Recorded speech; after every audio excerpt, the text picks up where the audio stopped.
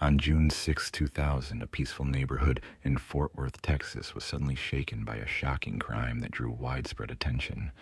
The victim, 39-year-old Samantha Dean, a mother of two, was found murdered inside her own home, her sanctuary.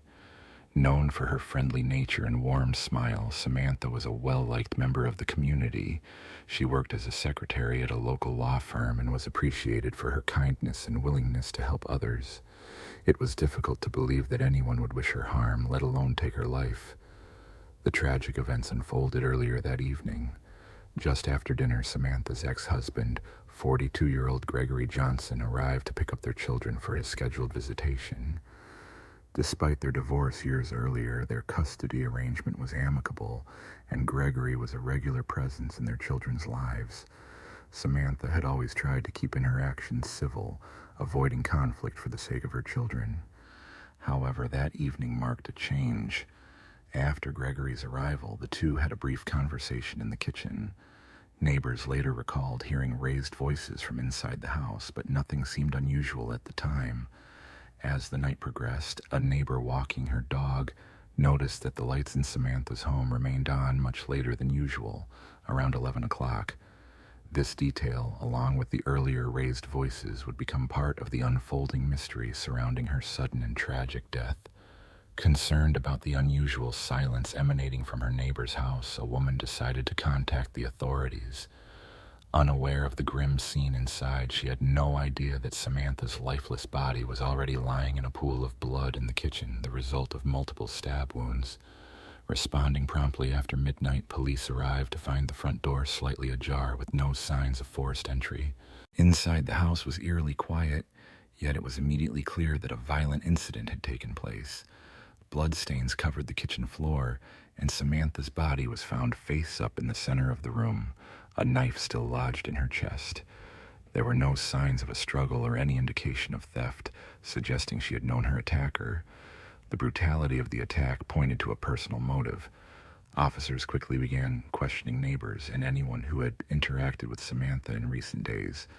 Early investigations focused on Gregory Johnson, her former husband, who had been the last person to see her alive.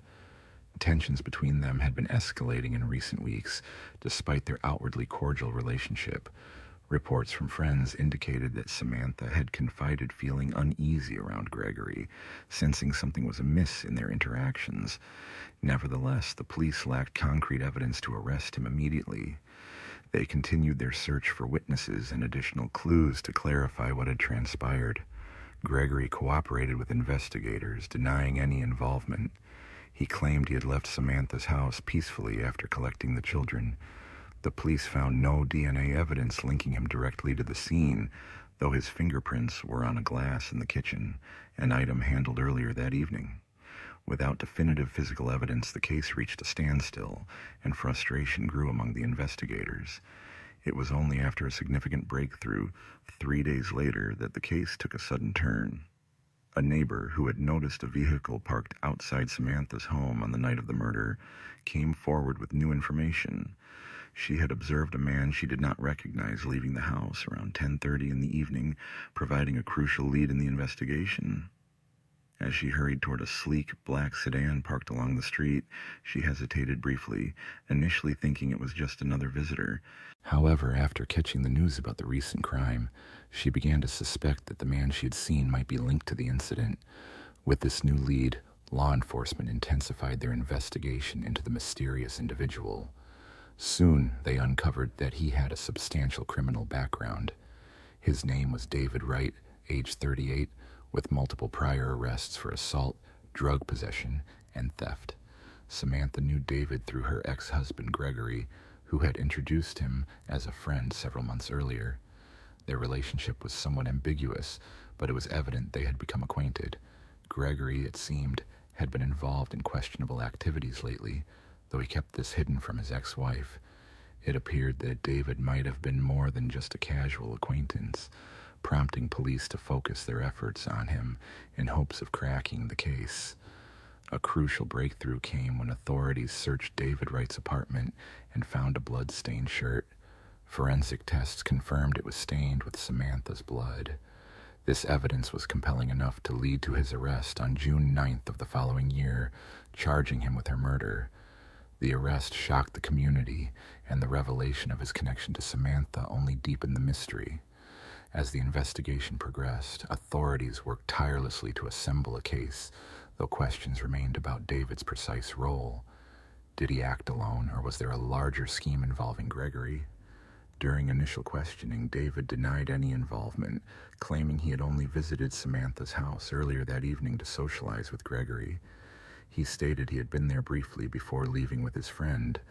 However, his account was vague and inconsistent, especially considering he was seen departing late at night, and the blood-stained shirt in his apartment did not align with his story.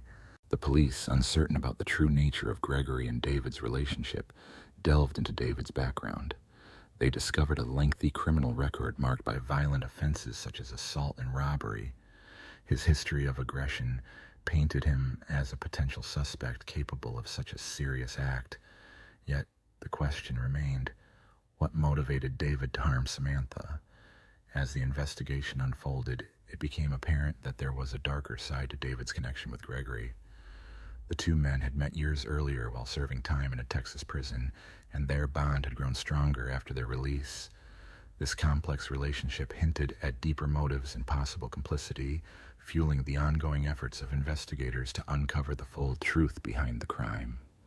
The relationship between Gregory and Samantha had long been shrouded in secrecy and unspoken tension. Gregory's involvement in petty criminal activities, coupled with David's reputation for violence, raised serious concerns. However, it was only after detectives uncovered a series of heated disputes between Gregory and Samantha in the months prior to her death that the full picture began to emerge. Samantha had started distancing herself from Gregory, citing his increasingly unpredictable behavior. She confided in close friends that she feared he was slipping back into a dangerous lifestyle, noting his growing volatility and apparent desperation. Her intuition told her something was wrong, yet her primary concern remained protecting their children from the chaos threatening to consume their family. It appeared that David's presence in Gregory's life acted as a catalyst for darker developments. Investigators discovered that Gregory and David had been involved in multiple illicit schemes, including theft and drug trafficking, activities Samantha had been unaware of. Gregory's financial struggles had pushed him into the company of more dangerous associates, notably David, who was known for his ruthlessness. On the night of Samantha's death, evidence indicated Gregory had planned to confront her over a recent dispute concerning custody arrangements. As she announced her intention to seek legal modification of their custody agreement, Gregory's anger intensified. The confrontation escalated rapidly, with Gregory losing control of his temper and calling David for assistance. During the evening, David became involved in the dispute, though the exact details of what transpired between him and Samantha remain unclear. It is believed that David was the one who fatally stabbed her, acting likely at Gregory's behest, though investigators have yet to confirm all the specifics. What is certain is that the attack was brutal and carefully planned. The knife used in the assault was part of David's personal collection, and evidence showed Samantha had fought fiercely, defending herself with defensive wounds on her arms, indicating she had struggled to fend off her attacker. The subsequent phase of the investigation focused on gathering testimonies and evidence from witnesses who had seen Gregory and David together in the days leading up to the tragedy. Several individuals confirmed that Gregory had been visibly tense, while David appeared eager to assist him with whatever was troubling him. Some witnesses even overheard conversations where Gregory mentioned taking care of the situation, though they did not understand what he meant at the time. The breakthrough came when a neighbor of Gregory's came forward with a troubling observation. They had seen Gregory and David engaged in a serious conversation, raising further questions about their involvement. On the evening of June 6th, in a quiet driveway, witnesses observed two men engaged in a heated argument.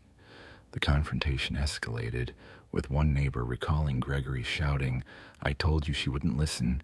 You need to make her listen." This statement clearly indicated Gregory's intent to silence Samantha in some manner.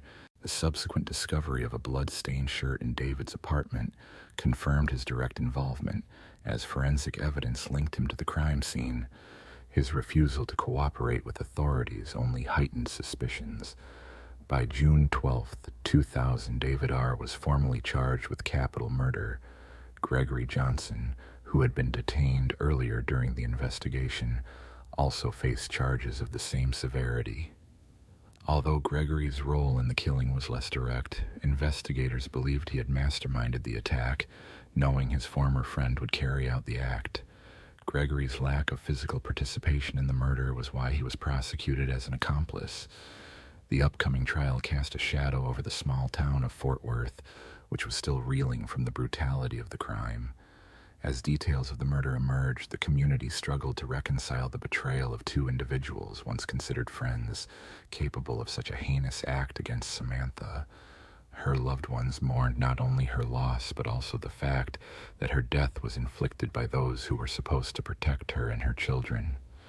In the days that followed, stories of Samantha's kindness, generosity, and devotion to her children surfaced, starkly contrasting with the violence that ended her life. A memorial service was held to honor her memory, drawing many friends and family to mourn her passing. Her children were left without their mother, and the scars of this tragedy would linger long after the trial concluded. In early 2001, nearly 7 months after the murder, the courtroom proceedings began. Emotions ran high: anger, grief, disbelief, as witnesses relived that tragic night. The prosecution laid out the details of the crime, each revelation more shocking than the last.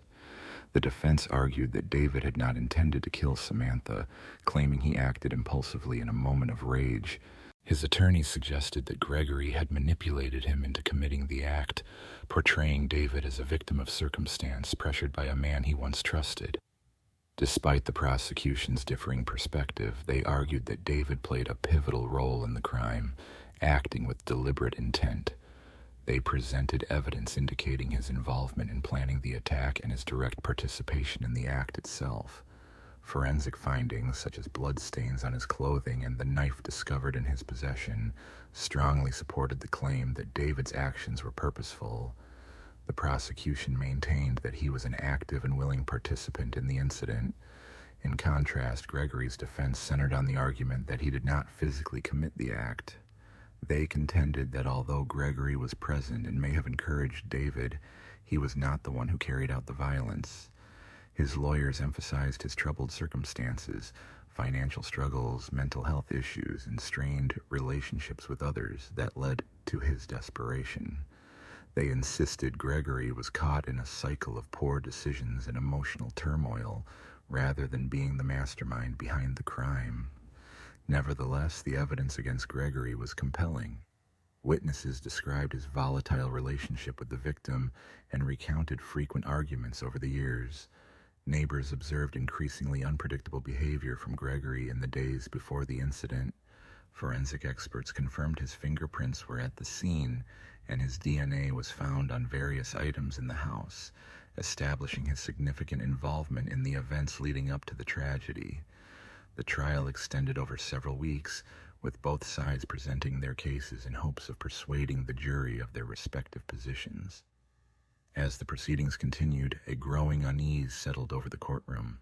The jury, composed of community members who once held Gregory and Samantha in high regard, appeared to become increasingly convinced of their guilt. After days of deliberation, the jury reached a verdict. David Wright was convicted of capital murder with the recommendation of the death penalty. The evidence showed that he had acted with malice and premeditation, and that the brutality of the act demonstrated a blatant disregard for human life. His sentencing was scheduled for later that year. Gregory Johnson was also found guilty of capital murder, but his punishment differed. The jury recommended a life sentence without the possibility of parole, recognizing that while he was deeply involved, he did not physically commit the act. His actions, driven by desperation and poor choices, were seen as less malicious than David's. In the aftermath, the community faced the heavy reality of the crime's impact. The pain of losing Samantha remained fresh for her family, and the justice served brought a sense of closure amid the ongoing grief. The efforts of the legal system to hold her perpetrators accountable offered little solace to her grieving children, who were now placed in the care of relatives. The profound sorrow surrounding Samantha's loss weighed heavily on everyone who had known her, and although justice was ultimately served through the courts, the emotional wounds inflicted by her death remained unhealed. Those who loved Samantha struggled to comprehend the brutality of her passing, feeling the pain of losing her far too soon and in such a violent manner. As for Gregor and David, their fates were now sealed. Once a father seeking redemption, Gregor would spend his remaining years behind bars. David, who had once stood by his side, faced the ultimate consequence for his role in the crime. Both men, once bonded by friendship and shared criminality, had succumbed to their own darkness, forever altering the lives of everyone they touched. The murder of Samantha Dean left an indelible scar on the Fort Worth community, a wound that would never fully heal. Yet, over time, her memory endured. Friends and family kept her spirit alive, honoring her life and cherishing her presence in their hearts. Though the pain of her loss would never entirely fade, the slow pursuit of justice provided a small measure of peace. This tragedy, etched into the community's history, remained a story that would never be forgotten. On June 23, 2000, the small town of Rockport, Texas, was shaken by an unexpected crime that stunned its residents. The victim, 4-year-old Angela Carter, a beloved high school teacher, was found dead in her home after a brutal assault. Her death ignited an investigation that uncovered a dark secret lurking within the close-knit community, one that would haunt its people for years. Angela had lived in Rockport for nearly a decade and was cherished by colleagues and students alike. Known for her dedication to teaching English, her love of literature, and her ability to connect with young people, she was a well-respected figure. Outside the classroom, Angela was recognized for her kindness, her involvement in local charities, and her affection for animals. She had no known enemies, and those who knew her described her as a gentle, cheerful woman who always wore a smile. Despite her outwardly stable and fulfilling life, Angela had been experiencing personal struggles in the months before her death. Her marriage to Charles Carter was deteriorating, and the couple was living in what friends described as a strained and emotionally distant relationship. Angela confided in several friends about feeling increasingly isolated and unhappy, though she was reluctant to share details. Rumors suggested that Charles, a successful auto repair shop owner, had been unfaithful, but Angela never openly addressed these concerns. Married for nearly 20 years, Charles was a reserved man who preferred to stay out of the spotlight. His busy business kept him occupied, yet reports indicated tension between him and Angela, often revolving around financial issues and his emotional withdrawal. Despite these difficulties, Angela had not sought a divorce, likely out of concern for their teenage son Lucas, who was a senior at Rockport High. On the night of June 23rd, neighbors reported seeing Angela's car parked in her driveway around 7:30 p.m., marking the last known sighting before her tragic death. Everything appeared normal at Angela's home. Her lights were on, and the house seemed undisturbed. Yet, when a neighbor tried to reach her around 10 o'clock in the evening, there was no response, which was unusual. Concerned, the neighbor approached her house and knocked on the door, but received no answer. After a few minutes, they tried again, and this time the door was slightly ajar. Stepping inside, the neighbor immediately sensed that something was terribly wrong. The house was eerily silent, and a sharp metallic scent filled the air. As they moved through the rooms calling Angela's name, there was no reply. In the living room, a haunting scene unfolded. Angela lay motionless on the floor, her body stained with blood. Nearby, a large knife, crimson-stained, lay abandoned. The scene was shockingly violent, indicating she had fallen victim to a brutal, frenzied assault. Police were summoned around 10:10 in the evening. When they arrived, the house was secured, and the body was covered to preserve the crime scene. It was immediately evident that Angela's death was no accident. She had been intentionally murdered. The numerous knife wounds and the ferocity of the attack suggested the perpetrator was driven by intense anger or deep-seated hostility. As the investigation unfolded, authorities focused on Angela's husband, Charles. Despite no signs of forced entry or theft, he was the most obvious person of interest. He had been the last to see Angela alive, and recent marital issues made him a prime suspect.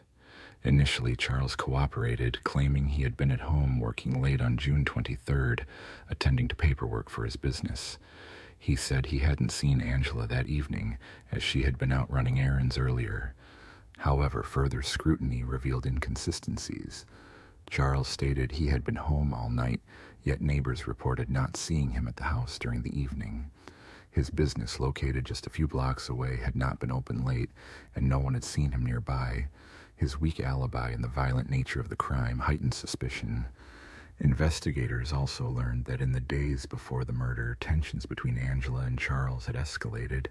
Friends and colleagues described her as emotionally distressed, often expressing fears that her marriage was unraveling.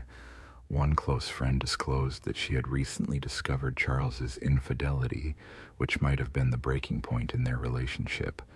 During the investigation into the couple's tragic demise, authorities uncovered additional evidence that cast Charles in an even more suspicious light. A search of his vehicle revealed traces of Angela's blood on the passenger seat, and forensic tests confirmed the blood type matched hers. This finding was a pivotal piece of evidence, strongly indicating Charles's direct involvement in the incident. The most unexpected revelation, however, came from an unlikely source: their son Lucas. Initially, during police questioning, Lucas appeared deeply distressed by his mother's death and insisted that his father was innocent. But as the officers probed further, they uncovered a crucial detail. Lucas had overheard a heated argument between his parents earlier that evening. From his room, where he was studying for finals, Lucas remembered hearing raised voices from the living room. Though he couldn't catch all the words, he distinctly recalled his father saying, "If you leave me, I'll make you regret it." At the time, Lucas thought it was just another typical disagreement. Yet after his mother's death, he realized that something more sinister had transpired. He told the police that after hearing the quarrel, he went downstairs and saw his father hurriedly leaving the house with a strange expression on his face. When Lucas tried to speak to him, Charles simply told him to go back to his room and stay out of it. This testimony, combined with the blood evidence and Charles's inconsistent statements, ultimately convinced investigators that they had identified the perpetrator. Charles Carter was taken into custody on June 25, 2000, and charged with his wife's murder. His arrest sent shockwaves through Rockport, a town where many secrets tend to remain hidden beneath the surface.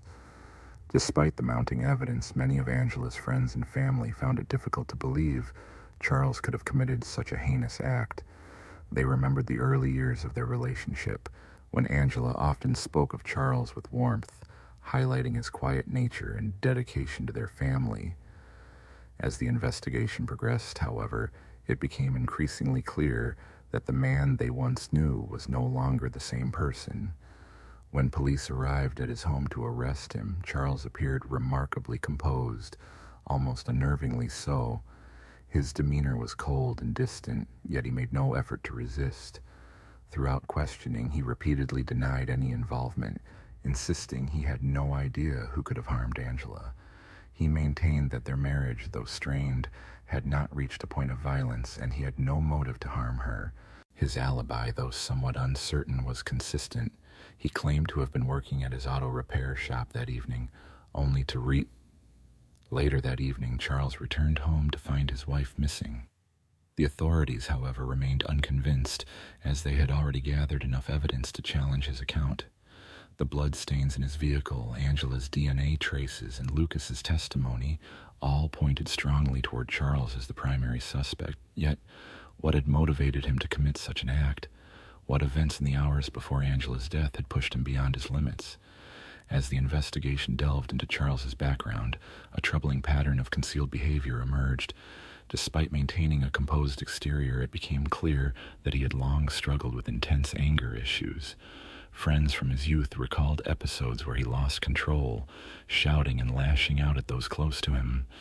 It appeared that Charles had been masking deep-seated resentment and frustration behind the calm facade, which had only grown more volatile over time.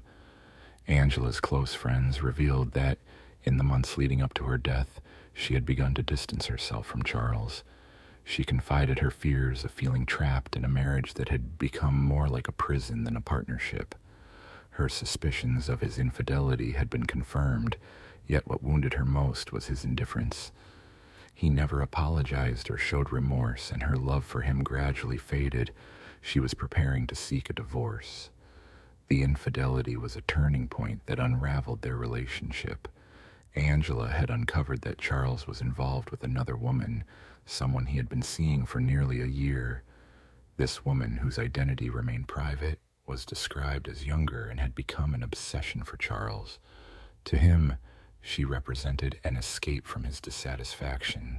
Her discovery of the affair devastated Angela, but her pain was compounded by the realization that her husband no longer cared about their family. The police found evidence of numerous heated disputes in the days before the tragedy.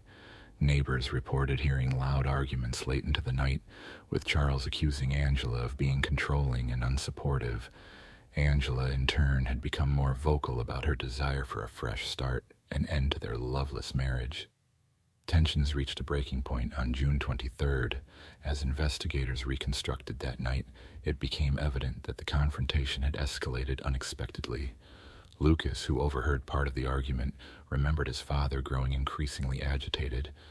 Though the details were unclear, he recalled hearing Charles yelling at his mother, warning her that if she left him, she would regret it. Exhausted by the emotional toll of their tumultuous relationship, Angela had finally told Charles she could no longer endure the strain.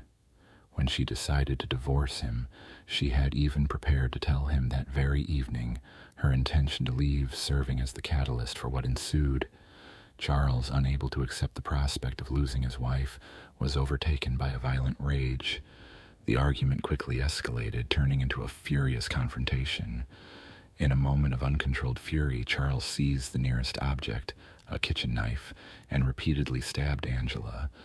The ferocity of the assault was shocking, revealing that his actions were not impulsive, but rooted in long-standing anger and frustration. The numerous wounds on Angela's body suggested a frenzied attack, almost as if Charles aimed to punish her for rejecting him. After the crime, Charles hurriedly tried to erase his traces. He cleaned the scene as thoroughly as possible, wiping the knife and attempting to conceal any evidence linking him to the violence. Yet, in his panic, he overlooked crucial details, such as the bloodstains in his car and the telltale marks on his hands. He left the scene swiftly, eager to avoid suspicion, but the blood in his vehicle told a different story. His claim of being at his workshop during the incident was easily disproved, as evidence showed he had not been there. His subsequent actions indicated an attempt to maintain a facade of normalcy, as if trying to appear innocent to his community. Further investigation uncovered that Charles had been receiving strange calls on his cell phone in the hours surrounding the murder. Tracing these calls to a local number revealed that he had been in contact with a woman with whom he was having an affair. The calls were brief but suspiciously timed, occurring just before and after the crime. Authorities believed Charles was either trying to establish an alibi or seeking comfort from his mistress after the act. Confronted with mounting evidence, Charles was charged with first-degree murder. His trial commenced in early 2001, and the details of Angela's death became public. The case drew widespread attention not only because of its brutality, but also because it exposed the darker side of a man who appeared outwardly respectable. As the trial unfolded, it emerged that Charles had never truly loved Angela. He had struggled to accept her independence and her desire for a better life. The prosecution portrayed him as a man driven by jealousy and rage, willing to do anything to control the woman he once vowed to cherish. The defense argued that Charles had been temporarily overwhelmed by stress, citing his failing marriage and the affair as factors that clouded his judgment. They claimed his actions were not premeditated but impulsive, caused by a moment of intense emotion. Ultimately, the jury found Charles guilty of first-degree murder. The sentencing phase was emotionally charged, with Angela's family members sharing their grief and pain. The pain caused by Angela Carter's death left a deep scar on Rockport, a town that had once been peaceful. Charles, her husband, was convicted of her murder and sentenced to life imprisonment without the chance of parole. Yet, even after the case's legal closure, the tragedy continued to cast a shadow over the community. The brutal loss of Angela, who had been more than just a teacher, she was a mentor, a confidant, and a stabilizing presence, left an indelible void that could never be filled. Her family and friends endured ongoing grief, haunted by the devastating question of why the man she had trusted for years could commit such an act. Her son Lucas, who had witnessed the slow disintegration of his parents' marriage, was profoundly affected. The night of the murder replayed in his mind, especially the heated argument he had overheard, with his father's words echoing, "If you leave me, I'll make you regret it." Those words haunted him, as he never imagined they would lead to his mother's loss. At the time, Lucas was preparing for graduation, facing the daunting reality of life without the woman who had been his anchor. His sorrow deepened knowing that his father, the man he had known all his life, was responsible for destroying their family. Seeking to escape the pain, Lucas moved in with his aunt and uncle in a nearby town, hoping for a fresh start. Still, Angela's absence was felt every day, no matter where he went. Meanwhile, Charles faced the consequences of his actions behind bars. His life sentence felt almost secondary to the emotional torment of knowing he had taken away someone he had loved deeply. His own choices had shattered his family, and the weight of that realization pressed heavily on him. The trial drew widespread attention, captivating the town and media alike. Many residents who once regarded Charles as a respectable businessman and family man struggled to reconcile that image with the man responsible for his wife's death. The quiet, unassuming man had concealed a capacity for violence that shocked everyone. During his time in prison, Charles occasionally sent letters to family members, expressing remorse and seeking forgiveness. He reached out to Lucas, but his son never responded, unable to repair the emotional damage inflicted. Ultimately, the tragedy left scars that time could not heal, forever altering the fabric of Rockport. The pain of losing Angela in such a brutal and senseless manner left a deep, unhealable wound for those who loved her. For her friends and family, there was no true closure, only an enduring grief that would never fully fade. In the years following her passing, Angela's memory persisted in the hearts of those who knew her, her legacy as a compassionate teacher and devoted mother living on through stories shared and acts of kindness carried out in her honor.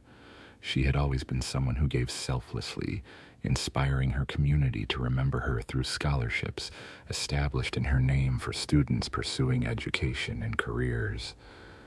The town of Rockport, once a peaceful place where daily life was only occasionally disrupted by storms or festivals, was forever changed by the tragedy of June 23, 2000.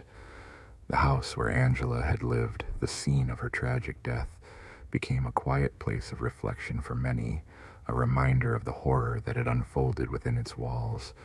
Some neighbors chose to leave, unable to bear living in a place so closely linked to that dark night, while others remained, carrying the weight of that memory. Meanwhile, Charles continued to serve his life sentence. His time in prison was harsh, yet it paled in comparison to the inner turmoil he faced daily. His life, once full of potential for redemption and reconciliation, was shattered in an instant. Alone in his cell, with only his thoughts, Charles began to grasp the full extent of his actions. He had lost everything: his wife, his family, his freedom, and most painfully, the love of his son, the one person who might have saved him from his own darkness. For Lucas, the road ahead was long and difficult. Though he never fully reconciled with his father, he learned to move forward and honor his mother's memory in his own way. He graduated from college, became a teacher, and dedicated his life to guiding young people just as his mother had. Despite the pain of her loss never fully fading, Lucas found purpose in preserving her legacy, ensuring her influence continued to shape others' lives. Over time, Rockport gradually began to heal. While the tragedy of Angela Carter's death remained a lasting scar, the community learned to live with the memory. They found comfort in the positive changes that arose from such darkness: scholarships, charitable efforts, and the countless students whose lives Angela had touched. Yet Charles Carter would always be remembered as the man who threw everything away, who chose violence over love, allowing jealousy and anger to destroy his own life and the lives of others. In June of 2000, a disturbing event unfolded in the tranquil suburb of Maplewood, Illinois, a town renowned for its peaceful streets and family-oriented atmosphere.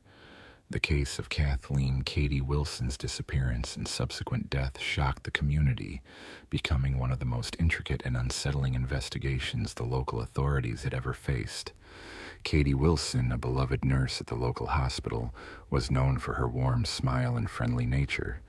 She was a dedicated mother to 2 young children aged 8 and 6 and had been married to her high school sweetheart, Mark, for nearly 10 years. From an outsider's perspective, the Wilson family epitomized suburban bliss, a cozy home, close-knit friends, and a seemingly stable life. Yet beneath this facade, cracks had begun to form. Katie confided in friends and colleagues about the growing strain in her marriage. She spoke of emotional distance, disputes over finances, and a sense of resentment towards Mark. Her husband, meanwhile, had a reputation for being controlling and possessive. Those close to her noticed that over time, Mark had become increasingly withdrawn and less communicative. Some even suspected infidelity, although Katie never confirmed these suspicions. She kept her personal struggles private, but her unhappiness was evident to those who knew her well. On the night of June 18th, 2000, Katie returned home from her shift around 10 o'clock. Her children were already asleep, and Mark was absent, an occurrence not unusual, as he often worked late at his job managing sales at a nearby car dealership. Katie settled into her usual routine, preparing a light snack and watching television. The night was quiet, yet it would soon turn into a tragedy she could never have anticipated. Around midnight, Mrs. Thompson, a neighbor who had lived next door for years, noticed something unusual. Returning from a late walk, she saw the Wilsons' house still lit, but observed the front door slightly ajar. Assuming Katie had forgotten to lock up after an outing or errands, she knocked, but received no response. Growing increasingly concerned, Mrs. Thompson circled to the back of the house and peeked through the kitchen window. What she saw sent a shiver down her spine. Katie's purse lay on the kitchen table, her shoes were still by the door, and the faint hum of the television was audible inside. Yet there was no sign of Katie herself. Immediately she called the police. Officers arrived swiftly and began their search. The front door was unlocked, but there was no evidence of forced entry. The house appeared undisturbed. Nothing was out of place, yet Katie was nowhere to be found. Her car was parked in the driveway, her belongings remained inside, and there were no signs of a struggle. It was as if she had vanished into thin air. The investigation quickly focused on Mark Wilson, the primary suspect. However, when authorities reached out to him, they learned he was out of town attending a sales meeting in a nearby city. His alibi appeared solid. He had checked into his hotel at 9 o'clock that evening, providing a plausible explanation for his absence during the time of her disappearance. This case would soon reveal layers of complexity and hidden turmoil, illustrating how fragile human relationships can unravel and how devastating the consequences of losing control can be. That evening he stayed at the location until morning, visibly shaken when informed of his wife's disappearance. His reaction appeared sincere, and he promptly agreed to return to Maplewood to assist in the search. As efforts to find Katie intensified, authorities canvassed the neighborhood, speaking with neighbors, friends, and colleagues. Yet, no one reported seeing or hearing anything unusual. The only lead emerged from Sarah, a co-worker in the emergency room, who mentioned that Katie had recently expressed concern about Mark's behavior. Sarah revealed that Katie confided her fears, noting Mark's increasing paranoia and his habit of monitoring her calls and messages. Katie had also mentioned feeling watched and was contemplating divorce, though she hadn't made any firm decisions. As days went by with no sign of Katie, investigators shifted their focus onto Mark. Although his initial alibi seemed credible, detectives began to question whether he might have staged his absence or manipulated the timeline to suggest he was away when the crime happened. They uncovered that, in the weeks before her disappearance, Mark had been withdrawing large sums from their joint account. When asked about this, he claimed it was for an emergency business investment, but the amounts appeared excessive. His behavior during the investigation grew increasingly suspicious. He refused to fully cooperate, insisting he had no involvement, yet he remained strangely detached from the ongoing search efforts, often staying in the background as if waiting for the situation to resolve itself. Despite the police continuing their search for several more days, no trace of Katie was found. Her loved ones clung to hope, but they sensed the chances of her being alive were slim. On the 6th day after her disappearance, a tip led officers to a remote wooded area on the outskirts of Maplewood. A local teenager reported seeing a car resembling Katie's parked near a secluded trail. The police quickly arrived and began combing through the dense forest. It didn't take long before they uncovered something concealed beneath a pile of leaves and branches, Katie's lifeless body. She had been strangled with a piece of her own clothing, and evidence suggested she had been dragged into the woods. The location was suspiciously close to an area Mark often traveled for business trips, yet no one had previously considered searching this particular spot. The discovery marked a tragic end to the search. The confirmation of Katie Wilson's tragic fate shattered everyone's hopes, revealing she had not fled nor been taken. Instead, her life had been taken, and her body's discovery sent shockwaves through the community. What initially appeared as a routine missing persons case quickly escalated into a murder inquiry, focusing all attention on Mark Wilson. Investigators had already identified inconsistencies in his account, and with Katie's remains found close to the location he had claimed to be during her disappearance, the case moved rapidly toward a confrontation. Mark was promptly summoned for intense questioning. During the initial interview, he appeared visibly distressed and bewildered, yet his reactions seemed subdued and his responses vague. He repeatedly insisted he had no idea who could be responsible for such an act against his wife. At that stage, police hesitated to make direct accusations, lacking concrete evidence linking him to the crime. However, as hours of interrogation continued, doubts grew. The first major concern was Mark's alibi. He claimed to have been in a nearby city on the night of June 18th for a sales meeting. Yet further investigation revealed that his hotel check-in occurred later than he had initially stated, and there was a noticeable gap in his whereabouts that evening. A local gas station attendant recalled seeing a vehicle matching Mark's near Maplewood on that night, despite Mark's denial of being in town. This discrepancy cast serious suspicion, suggesting he might have been untruthful. Despite mounting circumstantial evidence, Mark insisted on his innocence. He maintained that, although his marriage was strained, it had not descended into violence. He recounted past arguments, but emphasized they had always resolved their issues. He claimed that before her disappearance, they had been in a good place, with no indication that Katie intended to leave or seek a divorce. However, the police's perspective diverged. They uncovered substantial evidence pointing to a troubled relationship. Interviews with Katie's friends and colleagues painted a picture of increasing dissatisfaction. Katie had expressed concerns about Mark's controlling and jealous behavior, revealing that he often checked her phone and emails and even followed her during errands.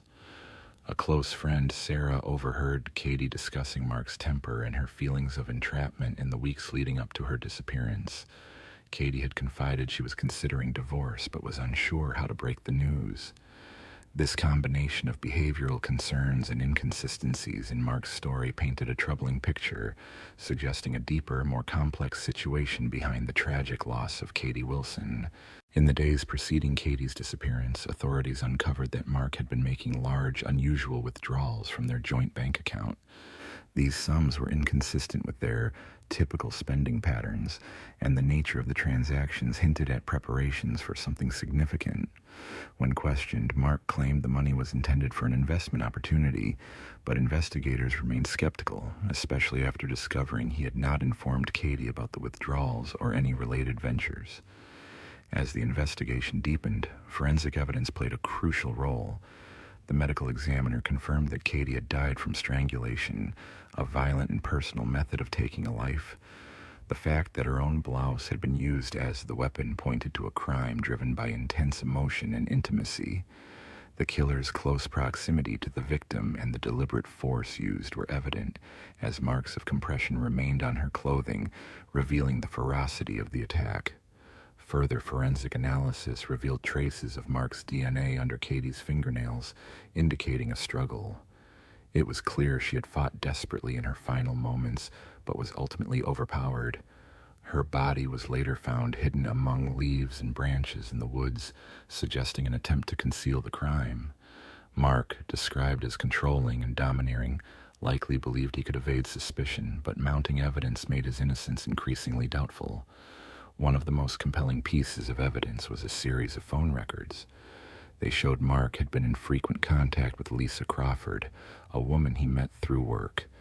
In the days leading up to the incident, he had called her multiple times daily. On the night Katie was last seen alive, Mark made a lengthy call, lasting over 20 minutes, to Lisa, just hours before her disappearance. During the conversation, he appeared calm and composed, as if preparing for something. When questioned, Lisa admitted Mark had confided in her about marital issues and expressed a desire to leave his relationship with Katie. She denied knowing anything about the crime, but the timing and content of their conversation raised serious suspicions. Over time, Mark's behavior grew increasingly suspicious. Initially cooperative, he soon became more guarded and defensive as evidence against him accumulated, making it harder for him to maintain his innocence. On June 27, 2000, Mark Wilson was finally taken into custody, just 9 days after Katie's body was found. The police, having gathered enough evidence, believed he was involved in her death and swiftly moved to arrest him. His detention sent shockwaves through the town of Maplewood, where many residents had once viewed him as a friendly, successful family man. Now they faced the unsettling truth that he had concealed a dark secret behind his outward appearance. The brutality of Katie's murder deeply affected everyone who knew her, leaving a lasting impression on the community. As the investigation progressed, all signs pointed to Mark as the sole suspect. He was charged with first-degree murder and held without bail while awaiting trial. Despite his protests of innocence, the weight of evidence against him made his guilt undeniable. The case attracted national media attention, turning it into a widely discussed event. During the trial, startling details emerged that shocked the public. It was revealed that Mark had led a double life, hiding infidelity and controlling tendencies beneath the veneer of a perfect family. His inability to accept Katie's desire for independence and her plans for divorce had driven him down a dark, irreversible path. The trial concluded with a verdict of guilt, and Mark was sentenced to life imprisonment for the murder of Katie Wilson. From the start, the courtroom atmosphere was tense. Prosecutors presented a compelling case supported by irrefutable evidence that outlined the sequence of events leading to Katie's tragic death. The evidence painted a picture of a man driven by anger, jealousy, and a need for control. The lead investigator, Detective Laura Simpson, testified first, guiding the jury through the timeline from Katie's disappearance to the discovery of her body. She pointed out inconsistencies in Mark's alibi, highlighting how phone records, a gas station sighting, and financial transactions suggested he was hiding something. Forensic evidence further strengthened the case. DNA under Katie's fingernails, strangulation marks on her neck, and traces of Mark's blood on her clothing. Her detailed and methodical testimony left no doubt about Mark's involvement. Next, Sarah, a close co-worker and friend of Katie, took the stand. Her emotional account described the relationship between Katie and Mark, revealing the extent of Katie's fears. Sarah recounted numerous instances where Katie confided in her about Mark's controlling behavior, emphasizing the growing tension that ultimately led to the tragic outcome. Throughout their relationship, Sarah had frequently voiced concerns about Mark's increasing jealousy and possessiveness. She described feeling as though she was constantly walking on eggshells within her own home, highlighting the tense atmosphere that had developed. In the weeks leading up to Katie's disappearance, Sarah observed significant friction between Katie and Mark, noting that Katie was on the verge of leaving him. However, she was deeply afraid of the potential consequences if she tried to escape, describing her as a woman trapped in a toxic marriage, desperately seeking a way out. The prosecution presented phone records revealing a series of calls between Mark and his mistress, Lisa Crawford. These conversations, especially the one on the night Katie went missing, were seen as evidence of Mark's growing anxiety and his need for reassurance. Lisa testified that Mark repeatedly expressed feelings of losing control over Katie, mentioning how she was drifting away and how he struggled to hold on to his family. Although Lisa denied any involvement in the crime, her account painted a picture of a man willing to do anything to maintain his dominance and sense of power, even if it meant risking his wife's life. The most persuasive evidence came from forensic analysis of the crime scene. The medical examiner explained that Katie's death by strangulation, using a piece of her own clothing, indicated a personal attack driven by anger. Her body's discovery in the woods, concealed beneath branches and leaves, suggested an attempt to hide the crime. Additionally, bruises on her body indicated she had fought back, trying to defend herself, which reinforced the notion of a violent, impulsive act fueled by rage. These details contributed to a narrative of Mark as a man who, in a fit of fury, had violently ended his wife's life. As the prosecution concluded its case, the defense sought to undermine the evidence. Mark's lawyer, Robert Harris, questioned the interpretation of the phone records and the significance of the gas station sighting, suggesting that other individuals might have been involved and that Mark's absence at the time of the crime could have been coincidental. Harris also argued that the DNA found under Katie's fingernails could have been transferred during normal interactions, minimizing its importance. Despite these efforts, the defense's arguments failed to sway the jury, which was presented with overwhelming evidence. The defense also attempted to portray Mark as a grieving husband overwhelmed by loss and stress, implying that he was coping with his wife's death rather than committing the crime. However, the jury remained unconvinced, recognizing the weight of the forensic findings and the pattern of behavior that pointed directly to Mark's guilt. Throughout the trial, the evidence clearly pointed to Mark's guilt, leaving little doubt about his involvement. His demeanor remained mostly composed, though occasional flashes of emotion appeared, creating a stark contrast to the seriousness of the proceedings. Some observers noted that he seemed almost detached, as if he were observing the events from afar rather than actively participating in them. At times, he would glance at the jury with a look of disbelief, as if unable to comprehend why the evidence was so overwhelmingly against him.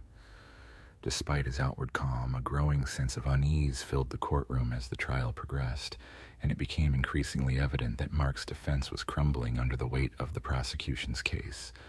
The more evidence was presented, the harder it was for him to deny his involvement. On the final day, the prosecution delivered their closing remarks. Lead prosecutor Michael Thompson spoke passionately, emphasizing the brutality of Katie's death, the signs of her struggle, and the compelling evidence that directly implicated Mark. He painted a vivid picture of the life Katie had lost, the future she would never share with her children, and highlighted the betrayal she suffered from someone she once trusted. Thompson urged the jury to focus on the facts rather than the defense's attempts to cast doubt and to find Mark guilty of first-degree murder. In contrast, the defense's closing argument centered on the possibility of reasonable doubt. Harris challenged the jury to question the police's conclusions, scrutinize the evidence, and consider alternative suspects. However, the jury remained unmoved, as the evidence against Mark was overwhelming. After several days of deliberation, they reached a unanimous verdict, guilty of first-degree murder. The courtroom was filled with a mixture of relief, sorrow, and disbelief. Katie's family, present every day, broke down in tears, comforted by the fact that justice had been served, even as they mourned the loss of their loved one. Mark's face remained inscrutable as the verdict was announced, but it was evident that the man who had once appeared so composed was now confronting the consequences of his actions. He was sentenced to life imprisonment without the possibility of parole. The judge's words were firm and resolute, emphasizing the profound impact of the crime on Katie's family, the community, and her memory. Mark's life as he knew it was over. He would never walk free again or attempt to reclaim the life he had tried to control through violence. The case of Katie Wilson's murder left a lasting scar on the community of Maplewood. The shock of her death, the revelation of Mark's true nature, and the long process of seeking justice would remain vivid in the minds of residents for years.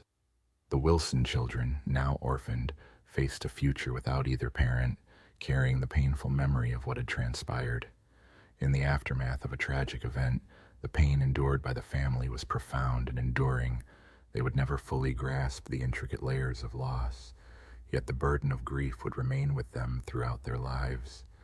The memory of Katie persisted in the hearts of those who knew her colleagues, friends, and loved ones, who chose to honor her legacy by supporting causes close to her soul, particularly in healthcare and children's welfare. Several years after the incident, a scholarship fund was established in her name, dedicated to assisting young women pursuing careers in nursing. Though her life was cut short, her influence endured through the lives she touched and the lives she helped save. Meanwhile, Mark Wilson, the man responsible, faced the consequences of his actions with no escape. His trial and subsequent conviction uncovered a harsh truth. Beneath the facade of his suburban life lurked a person capable of unimaginable harm. Now, he would have to live with the knowledge that his choices had shattered everything he once valued, forever altering his future. In the summer of 2000, a peaceful town in the Pacific Northwest was jolted by the sudden disappearance of Emily Clark, a 29-year-old freelance graphic designer. Known for her independent yet friendly nature, Emily had spent most of her life in this close-knit community. Her sudden absence sparked concern, but her case would soon reveal a darker side of human nature driven by obsession and anger. The last time Emily was seen was on July 15th, when she visited her favorite local cafe to meet her friend Sarah.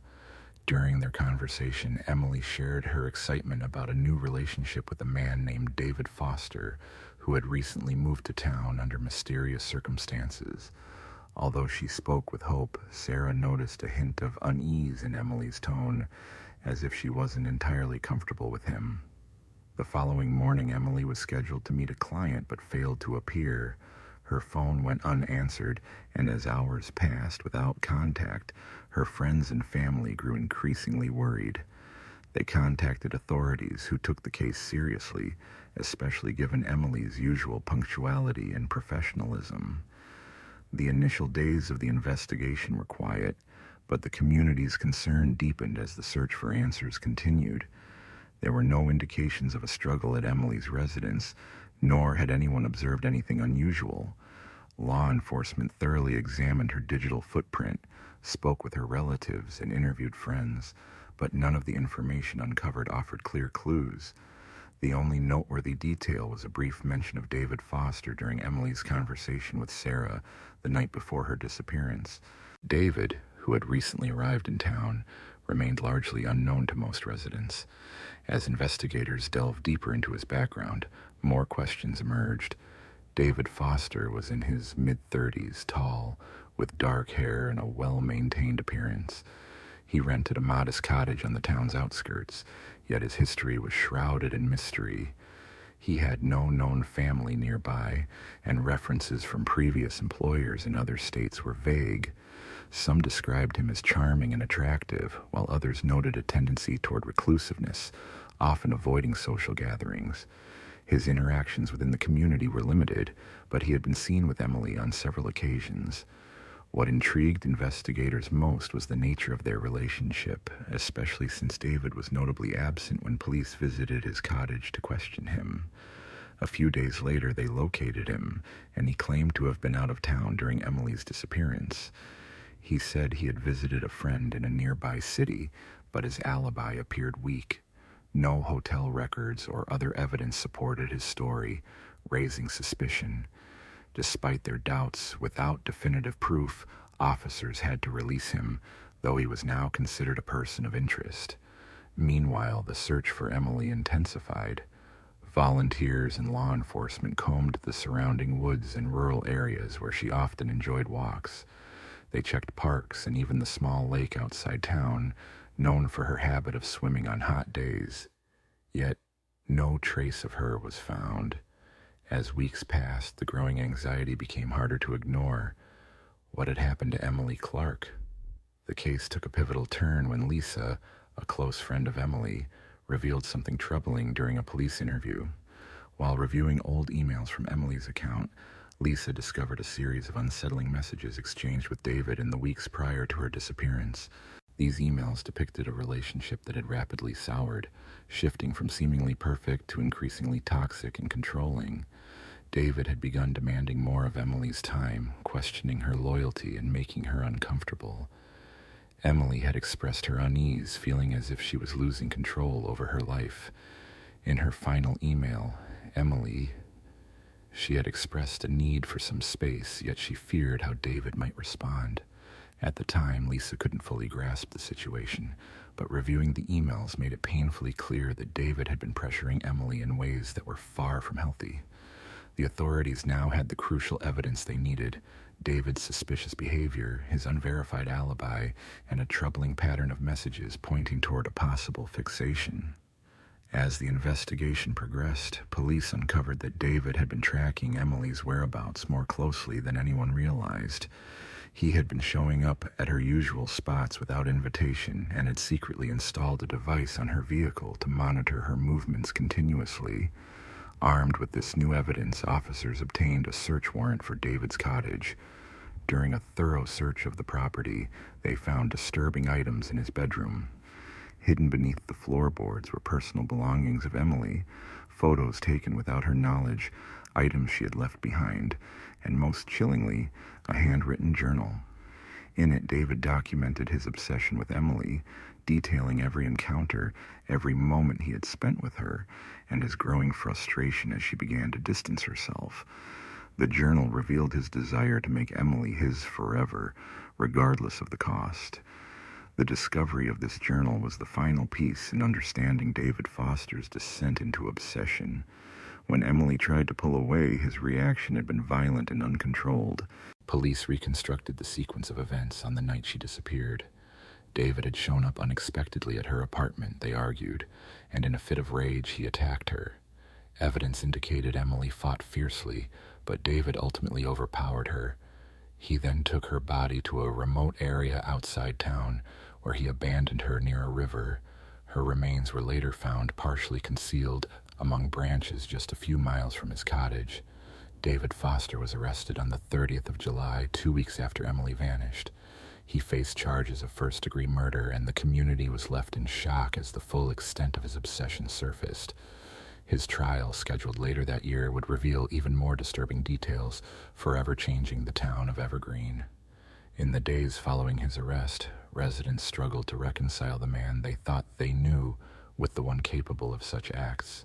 His charm and courteous manner had made him seem harmless, even likable, which made the truth of his dark fixation all the more difficult to accept. Beneath the surface of a seemingly ordinary town, disturbing news spread rapidly about Emily Clark's tragic death, reigniting widespread fears. As the community absorbed the shock, many began to scrutinize their own relationships, wondering if someone close to them might be hiding dark secrets. The town struggled to come to terms with the horror of Emily's murder, leaving her family and friends devastated and shattered. Emily's parents, who had been informed of her disappearance days earlier, now faced the unbearable reality of losing their only child. It was hard for them to accept that the vibrant, independent young woman they knew had met such a brutal fate at the hands of someone she had trusted. Her friends, meanwhile, grappled with confusion and disbelief, questioning how David, a man they barely knew, could have slipped past their vigilance. As investigators delved into David's background, they uncovered a disturbing pattern of emotional control and manipulation in his past relationships. His former partners described a man who initially showered them with affection, but quickly became possessive and controlling. One woman recounted how, in the final months of their relationship, David's paranoia intensified, accusing her of infidelity and obsessively tracking her whereabouts. Another recalled how he once showed up unannounced at her apartment, demanding to know where she had been and who she had been with. This pattern of behavior suggested a troubling tendency. David's relationships often ended badly, leaving emotional scars. But what set his relationship with Emily apart? Why had he taken his obsession to such an extreme? Investigators later concluded that David's view of himself played a crucial role. He saw relationships not as partnerships, but as possessions to be controlled. Emily's independence, her career, and her ability to live freely outside their relationship challenged his sense of authority, something he could not accept. Initially, David's interactions with Emily seemed harmless, but as they grew closer, his insecurities and fears surfaced more prominently. His jealousy intensified, and his attempts to dominate her life escalated. Emily, attracted at first by his charisma and confidence, soon began to notice warning signs. She felt increasingly smothered by his constant need for reassurance and control. Despite her efforts to end things multiple times, David refused to accept her decision. Each breakup met with resistance and manipulation. This tragic case highlights how underlying obsessive tendencies can escalate when left unchecked, especially when one partner's need for control clashes with another's desire for independence. Emily's relationship with David had become increasingly tense as his obsession with her grew more intense. Despite his promises to change and become the partner she needed, Emily saw through his facade and recognized that his fixation was unhealthy and all-consuming. She understood that what he felt was not genuine love, but a dangerous obsession that threatened her well-being.